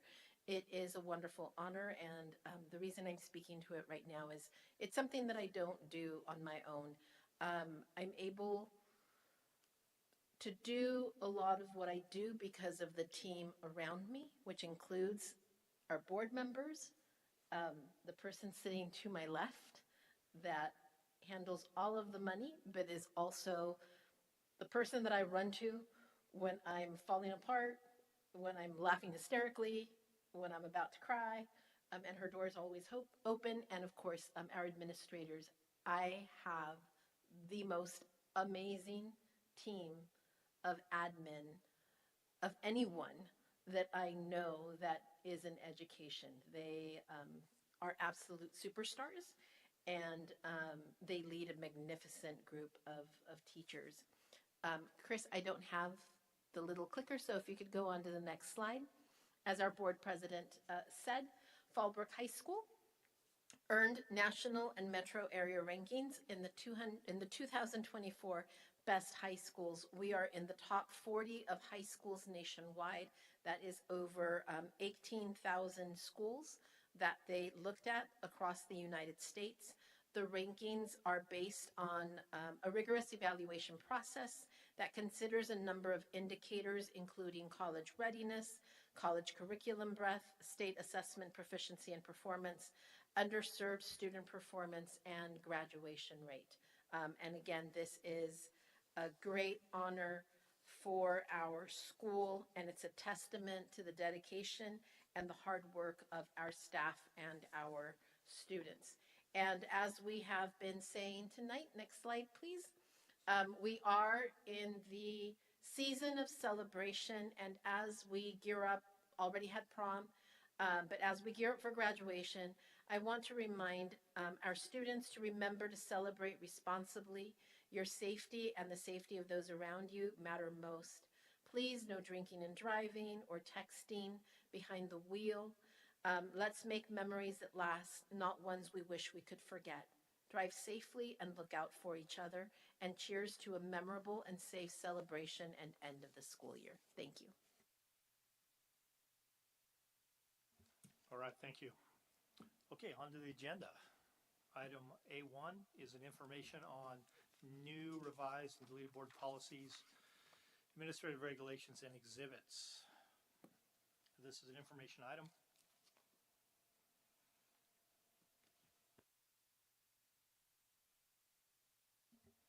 Yeah. Nope.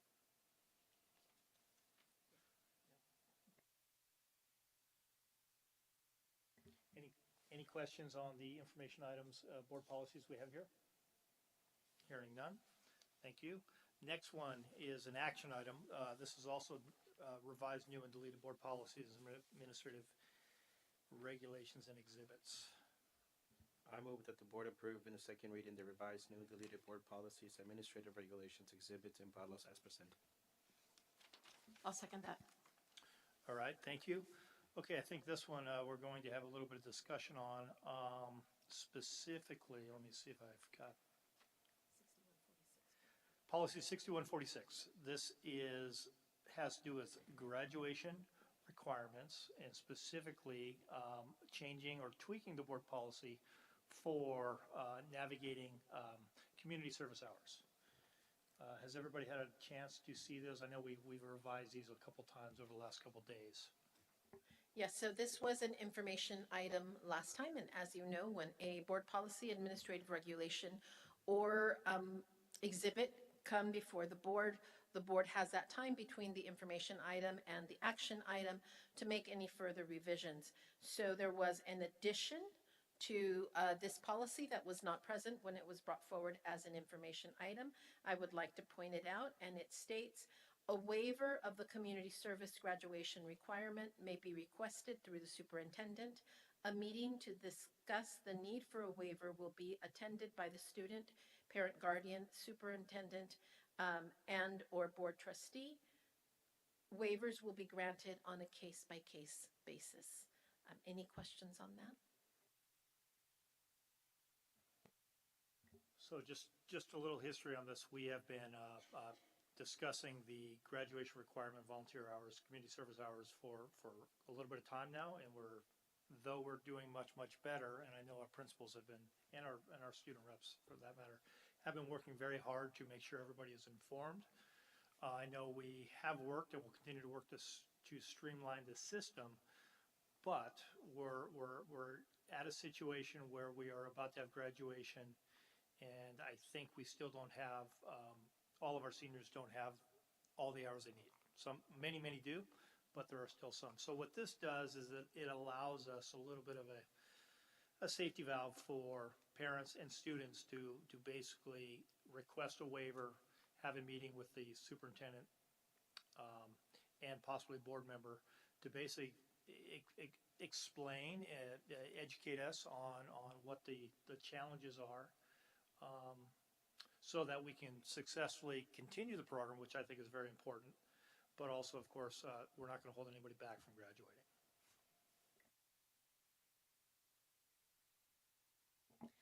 So just to clarify, if a senior has not met the requirements, they can schedule a meeting and basically they won't need to do the hours? No, they can schedule a meeting to explain the hardship, and if it is approved, then they would have a waiver. If it's not approved, they would need the hours in order to graduate. So it says on the thing that 33% of seniors, at least at Fallbrook High, have not fulfilled the graduation requirement? That's actually the next item that we'll get to in a minute. Okay. So, okay. But to kind of clarify kind of where you're going, I think part of what we had discussed was, there are some students that leave straight after school because they have jobs. They may be participating in lots of extracurricular activities. They may have home responsibilities, babysitting, that kind of thing. So if there are hardships like that, we want to accommodate them. We're trying to help them find a way to be successful. We want these volunteer hours. The other thing that we did is we clarified verbiage, that if you as a student, whatever religion or church that you attend, just attending wouldn't count as community service hours. But if you're doing things as a volunteer as part of your church, that would theoretically also qualify. And so that meeting would kind of give some additional opportunities. So I guess I'm just curious, let's say in the circumstance that a student, they have no reason for not fulfilling the requirements, do you guys have a plan to, I guess, increase, the requirements that are met? Because in my experience when I went to Fallbrook High, community service hours did not seem like a huge priority, and it wasn't something that I really thought about, and it wasn't something that I wanted to do. And although I agree that there are some circumstances that could prevent a student from fulfilling the requirements, I am unsure whether that is, why all of these seniors have not met the requirements. So I'm just wondering if you guys have a plan to, I guess, prevent that from happening. You basically are summarizing the conversations we have had for several years. So what we did in the past is we got to this point like a year ago or the year before that, and we just basically had to waive the hours. And we really didn't feel that was, first of all, it didn't satisfy what we wanted. We really felt, the board at the time, and possibly the current board, that community service hours are really, really important for the enrichment of the students as well as the community itself. It helps us. We think that's important. But we didn't think it was fair to the students that were doing it. However, we didn't really have a whole lot of option. What we're doing now is we're still basically, if a student intends to graduate but doesn't have their hours, they're going to need to set up an appointment with their parent and the superintendent and possibly one of us and kind of explain that. And we really think that awareness of bringing their parents into the meeting is going to really help. That being said, there still is time. The community service hours aren't a lot of hours. It's still, I know a lot of students are making those up very, very quickly. A lot of it having to do with the work that the three of you have done, because I know you've communicated that. But the flip side, we're really close to graduation, and I don't think anybody here is going to not graduate somebody because of. And I think that's the next item, and it's safer to go ahead and vote on this and then begin talking about the next item. Yeah. Any other questions from the board on the policies? I'll bring it up during the next one. Okay.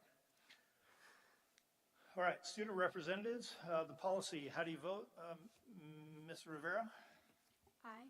Aye. Mrs. Hart? Aye. Aye. Thank you, Mrs. Aguilar. Aye. Thank you. Mr. Carlampio? Aye. Mr. Christensen is not here. Mr. Jones says aye. Ms. Verdante? Aye. Aye, and Area 2 is vacant. So motion passes 3-0. Next item is also an action item to waive the graduation requirement community service hours. I move that the board approve waiving the community service hours graduation requirement for the graduating class of 2024 as presented. I'll second. Can I make my suggestion? To answer your question, part of what and you are right, there shouldn't be 33% who have not done that. It's been discussed year after year after year, so this is not like new information. A month before graduation, all of a sudden, oh my gosh, I need to have all these hours. I know the schools have actively also tried to provide opportunities to do service on campus themselves while they're there, and different opportunities to help make that, accomplish those hours easier. And I know Mrs. Ilsa Garza Gonzalez has also worked with a lot of community groups to make more of an awareness. and build those connections with community service organizations that could use extra hours and help. So I think that is an ongoing task, and we obviously hope that every year we improve upon it and get better. Yeah, I really want to thank our community service or our student rep for voicing this. I mean, we're talking about students. She's a student, so it's really great hearing from her. I think in the past the documentation wasn't smooth. Now we're hoping that it is a little smoother, so that would decrease the number of students who haven't completed the community service hours. I believe that they have done it. They may have just lost the paper, or the community service hours that they completed wasn't at the moment, something that would qualify as community service. Now it should. So I think the kids are doing community service hours. It's just we needed to improve our language to approve those hours. So I'm hoping that, the number is much lower. So we're making progress, and again, hearing from the students and the staff members is how we improve. So thanks for speaking up.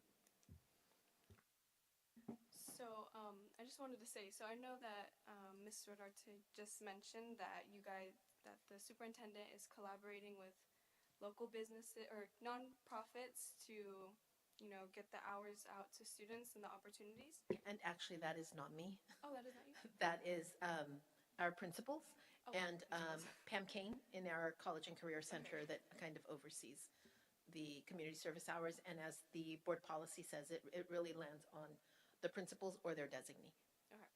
Well, I just wanted to, and it's just, a quick idea, but I wanted to know if you guys have ever looked into implementing internship programs, like with local businesses, just to, as another way to gain community service hours. Because I feel if a student gets the opportunity to get experience in a potential career field that they're interested in, they might be more likely to participate in service hours, and I just feel like they might be more motivated to get those done. So, just want to know if you guys have looked into that. So an internship program is something that we have looked at, not necessarily for community service hours, but as part of our career technical education program. We have a similar program for our special education students in both our adult our adult transition program as well as our workability program. And we've looked at that for other programs, not necessarily for the community service piece. But I know that President Jones has mentioned multiple times, we see our students everywhere. We see you guys here.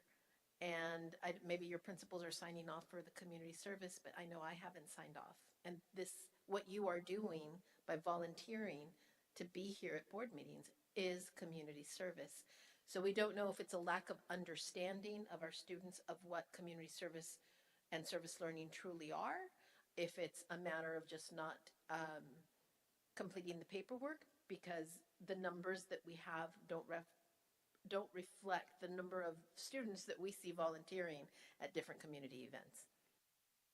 I would like to add from my communication with fellow classmates at Fallbrook High School, a majority of the reason behind Fallbrook students not fulfilling the requirement is because of the miscommunication about the what community service is and what different organizations do not count as community service.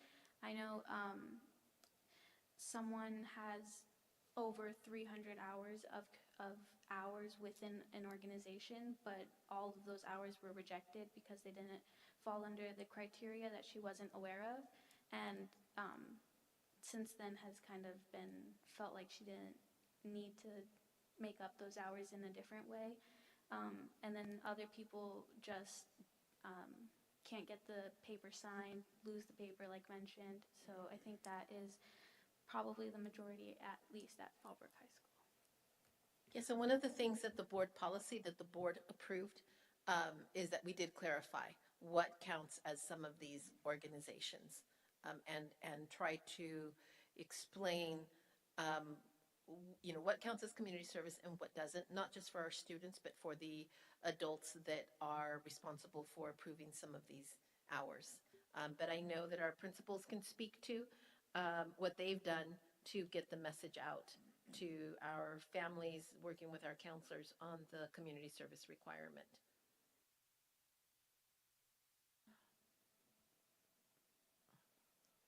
While you're walking your way up here, that particular student, I might suggest that they follow up with Mrs. Kane, just to clarify, maybe there's some misinformation there. That seems like an awful lot of hours to not have be.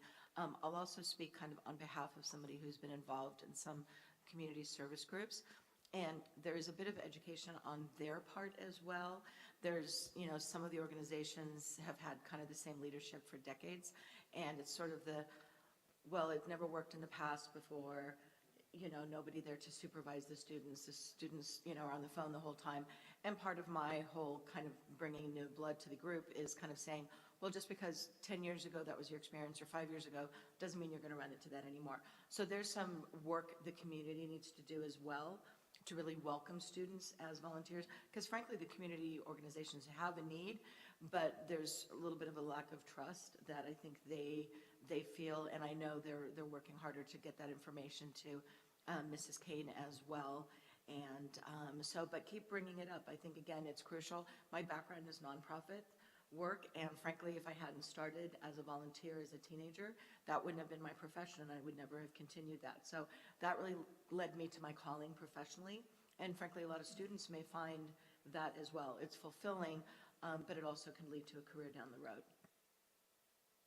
And I would actually suggest that they speak to Mrs. Jones, because they were probably denied at the first level, and just like everything else that we do, you go up the chain to try and find the answer to why things were denied. I know I asked a question. I don't know if I need to repeat it, but I just want to remind the board that you just approved a change to the policy that obviously goes into effect immediately, which does have a direct impact on the motion that's on the floor currently. I just wanted to say too that if there is exactly what was just shared, if there is a situation where there's confusion or concern, I don't know that student or that situation, so I would love to know what that is. I have personally been going in and looking for approvals in places where students have missed information, like they put in hours but didn't put a date. That's a very simple thing to fix. Or put in a date but no hours, and so it's calculating that they're asking for approval for 0 hours, which isn't going to help them. So I've sent notes to students through the portal and immediately gotten fixes from several of the students who are missing just a few hours here and there. So it is a system that is there and works, and sometimes if there's questions, I just coming and asking for some clarification helps a lot. So I don't know if there's anything else. So, thank you a lot for the suggestions and clarifying questions. We have been, like I said, working on this for some time. We thought we were in a better place as far as the communication, but it still sounds like maybe there's some gaps, and we're kind of find ourselves as now sort of up against our deadline. And again, we've kind of got a couple competing action items here. My question to the superintendent and maybe to the principals, the board policy that we just approved, which allows the family and the student to request a waiver to the superintendent and possibly board member, is that going to fix a problem for this year, or is what we're talking about here still necessary, which is an actual waiver? I know that a lot has been done since we first brought this item to the board. Both Mrs. Gardner and Mrs. Jones have been active in, like they've just explained, either offering opportunities or clearing up some of the differences. I know sometimes maybe parents aren't aware that their student hasn't uploaded hours, and it's hard to answer your question without meeting with the students, but they do have the opportunity now that the board policy has changed to meet with me. One of the things that I can do is send out a letter to those students and families that have not completed the hours stating you haven't completed the hours, board policy requires this year 30 hours in order to graduate. You have met the academic requirements. You can either upload the hours with the information that the principals provide me as to how to do that, or you can request a meeting to speak about the hardship. But I don't know of the students that we have. Let me try to bring the number up. Of the students that we have, the 286, we know that 115 of those are within 5 hours of completion. So that brings us down to about 150 students. We know that we still have some work to do around students that transferred here from another school, so that they don't need 30, they might need 20, they might need 10.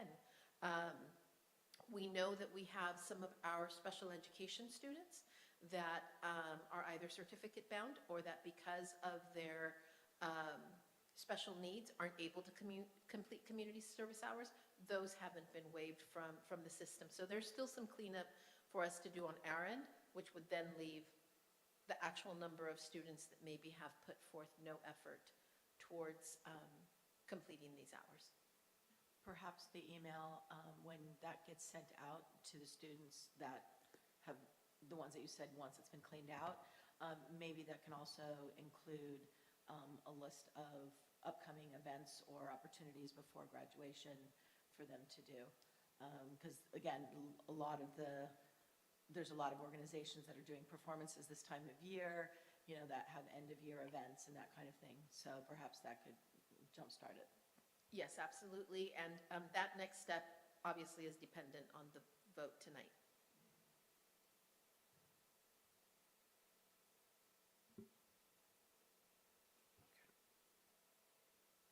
I do want to congratulate or thank our administrators, because they have done a wonderful job, and the numbers of students who have completed have increased dramatically from the first time that I brought this data forward. Yeah, I hope that improving this process will take a bit of a load on y'all, take it off, because you have a lot going on. Hopefully this improves the services, and they would have fewer questions for you, so that you can focus on other important responsibilities. So, yeah, so to me, the action item we have for us right here is to basically do what we did in the years past, which is to waive it entirely. I'm not in favor of that. I feel that the board policy we just adjusted allows us to waive them on a individual basis.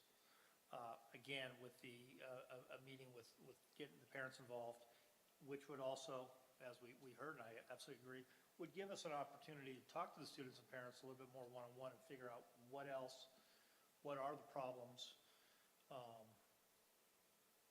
how can we improve, did the parents not know about it? I don't think that's likely, but I guess we will see what we find out. Again, I'm not in favor of just waiving the hours completely like we have done in the past. So this action item, I'm not in favor of, because I think we have an alternative, which is more of a waiver on the individual basis. So.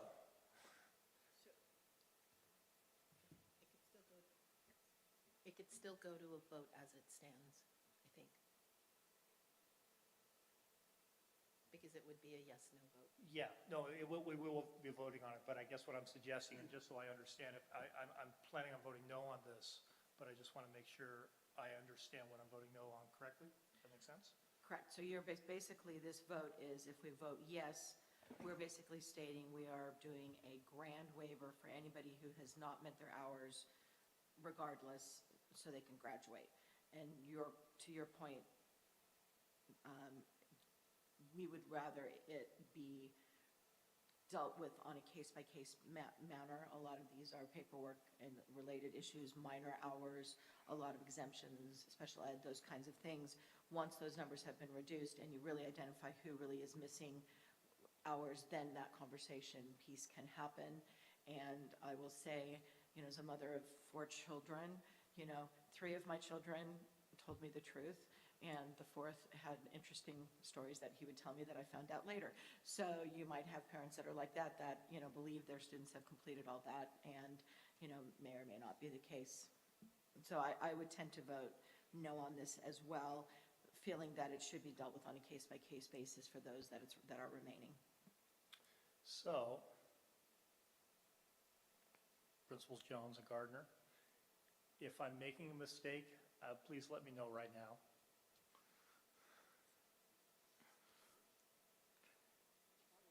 Anything else to add, Superintendent? Okay, call for the vote. Student reps. Mrs. Hart, Ms. Rivera. No. Thank you, Mrs. Hart. No. Ms. Aguilar. No. Thank you, Mr. Carlumpio. Yes. Yes. Mr. Christensen is not present. Mr. Jones says no. Mr. Dante. No. No. That action item A3 fails to pass. All right, thank you. Actually, because we don't have a fourth board member tonight, it fails to pass, just as you stated. And of course, Area 2 is vacant.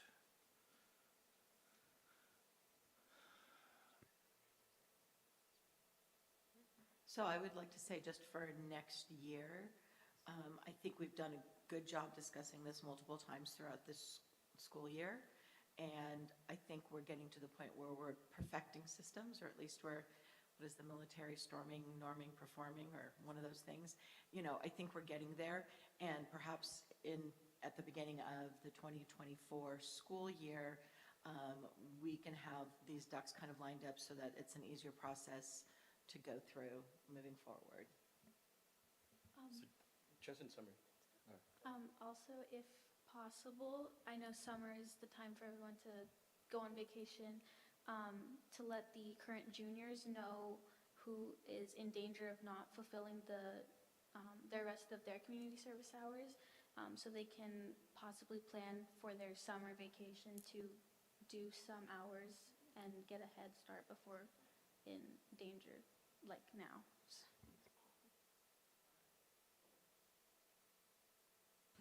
All right, thank you.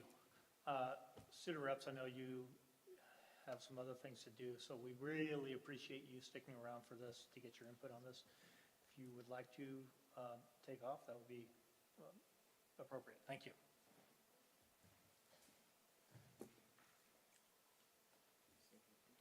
Okay, moving on. Number 4 is an action item, resolution 11-2324 for reduction of force for certified employees.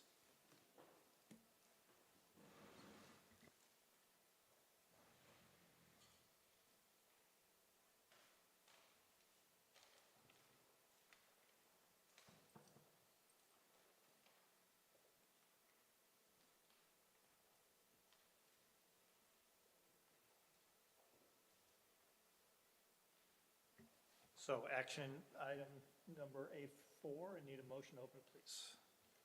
I'll move resolution number 11-2324 for the reduction in force of certificated employees, that the board approve resolution number 112324 for the reduction of force of certified employees as presented.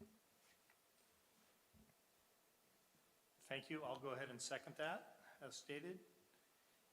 Any questions or discussion?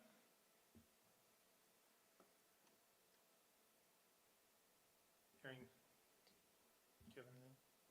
Does the board need an explanation?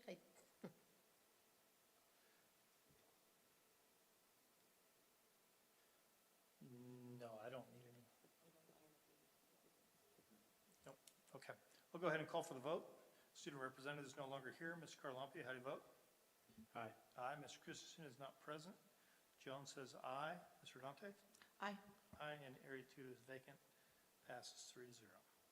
Number 5, also an action item. Number 5 is also an action item, and we'll need a motion to open that, please.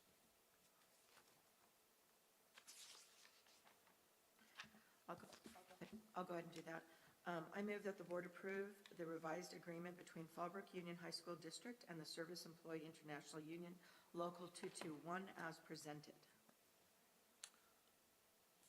I'll second. Thank you. First and second. Any discussion or questions? Student representatives are not present. I just want to say thank you for working with us during this process, for the members of SEIU, and we appreciate your patience during this difficult time and that we came to very good resolutions. Thank you. Mr. Carlumpia, how do you vote? Aye. Aye. Mr. Christensen is not present. Mr. Jones says aye. Mr. Dante? Aye. Aye, thank you. And Area 2 is vacant. Passes 3-0. I think I'm on number 6 now, right? Also an action item to approve the revised contract between the high school district and the Teachers Association. I'll move it. That the board approve the revised contract between Fallbrook Union High School District and the Fallbrook High School Teachers Association as presented. Thank you. I'll go ahead and second that.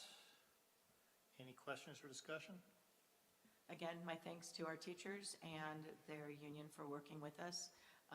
Difficult process during these interesting economic times right now, and the end result was a very positive outcome for both parties. Thank you. All right, thank you. This student representative is not here. Mr. Carlumpia, how do you vote? Aye. Aye. Mr. Christensen is not present. Jones says aye. Mr. Dante? Aye. Aye, and Area 2 is vacant. 7 is a new job description. Is this just an information item? No, it is actually being presented as an action item on the first reading due to the urgency of hiring. Okay. I'll go ahead and move that we approve the job description for the speech language pathologist assistant. I'll second. Thank you, Mr. Carlumpia. Any questions? Student representatives are not present. Mr. Carlumpia, how do you vote? Aye. Aye. Mr. Christensen is not present. Mr. Jones says aye. Mr. Dante? Aye. Aye. Area 2 is vacant. Passes 3-0. I believe 8 is also a action item on a revised job description for CTE teaching positions. I'll make that motion. I move that the board approve the revised job description CTE teaching position digital media film pathway as presented. I'll second. Thank you. Any questions or discussion? Student representatives are not present. Ms. Carlumpia, how do you vote? Aye. Aye. Mr. Christensen is also not present. Mr. Jones says aye. Mr. Dante? Aye. Aye. And Area 2 is vacant. Passes 3-0. Section here is business service. Number 1 is an action item. I'll move that the board approve the amendment to the annual resolution number 22-2223A, designating authorized agent to receive mail and pick up warrants as presented. I'll second. Maybe just a quick clarification? Yes, please. Yes, every year we come to the board at the beginning of the year with a resolution stating all the people that can pick up paychecks and mail at the county. Since we've had a turnover in our business services, we have a new payroll person, so we're adding her this resolution. And then we'll be coming at the beginning of the year with the annual resolution. Any further questions or discussion? Student representatives are not present. Ms. Carlumpia, how do you vote? Aye. Aye. Mr. Christensen is not present. Ms. Jones says aye. Mr. Dante? Aye. Aye. Area 2 is vacant. Passes 3-0. Next is an action item for change order to Waco Incorporated. I'll move the change order number 1 for Waco Inc., that the board approve change order 01 for Waco Incorporated as presented. I'll second. Thank you. Brenda, can I get a brief description of this? Yes, when we went to bid for our ag project in February, we had included a greenhouse as an ad alternate, and the bid for that at the time was $383,000. Well, since the district took a while to decide whether we were going to move forward, with the greenhouse, whether we could afford it. There were a lot of factors to consider. We've now decided, yes, we'd like to move forward with the greenhouse, but in all things construction, there's escalation, so that $383,000 amount is now $410,000. So we cannot opt for an alternate that is a higher amount than what the board had originally approved. So that's why we're here for the change order with the increase to add the greenhouse. Got it. So we're looking at roughly $30,000, something to that effect, and we've got money to cover that. Yes, we do. Any other discussion or questions? Student representatives are not here. Ms. Carlampi, how do you vote? Aye. Ms. Christensen is not present. Mr. Jones says aye. Ms. Rodante? Aye. Aye, thank you. And area 2 is vacant. Passes 3-0. Consent agenda. All matters listed under the consent agenda are considered by the Board of Trustees to be routine and will be enacted with one action. There is usually no discussion of these items prior to the time the Board of Trustees votes on the motion, unless a member of the board requests specific items to be discussed or deleted from the consent agenda. This is an action item. I move that the board approve the consent agenda as presented. I second. Thank you, Ms. Garloffia. Student representatives are not present. Any discussion or questions? Ms. Garloffia, how do you vote? Aye. Aye. Ms. Christensen is not present. Ms. Jones says aye. Ms. Rodante? Aye. Thank you. That passes 3-0. Organizational matters. This is the appropriate place in the agenda for members of the board to request the superintendent provide further information regarding items discussed in this meeting and/or to request that new items of business be placed on future agendas. Are there any organizational matters? I would like to know when you are receiving your award. Are we able to attend and witness this? Yes, you are. It is on March 23rd, and I will send the information to the board via email. March or May? Oh, May. May. May 23rd.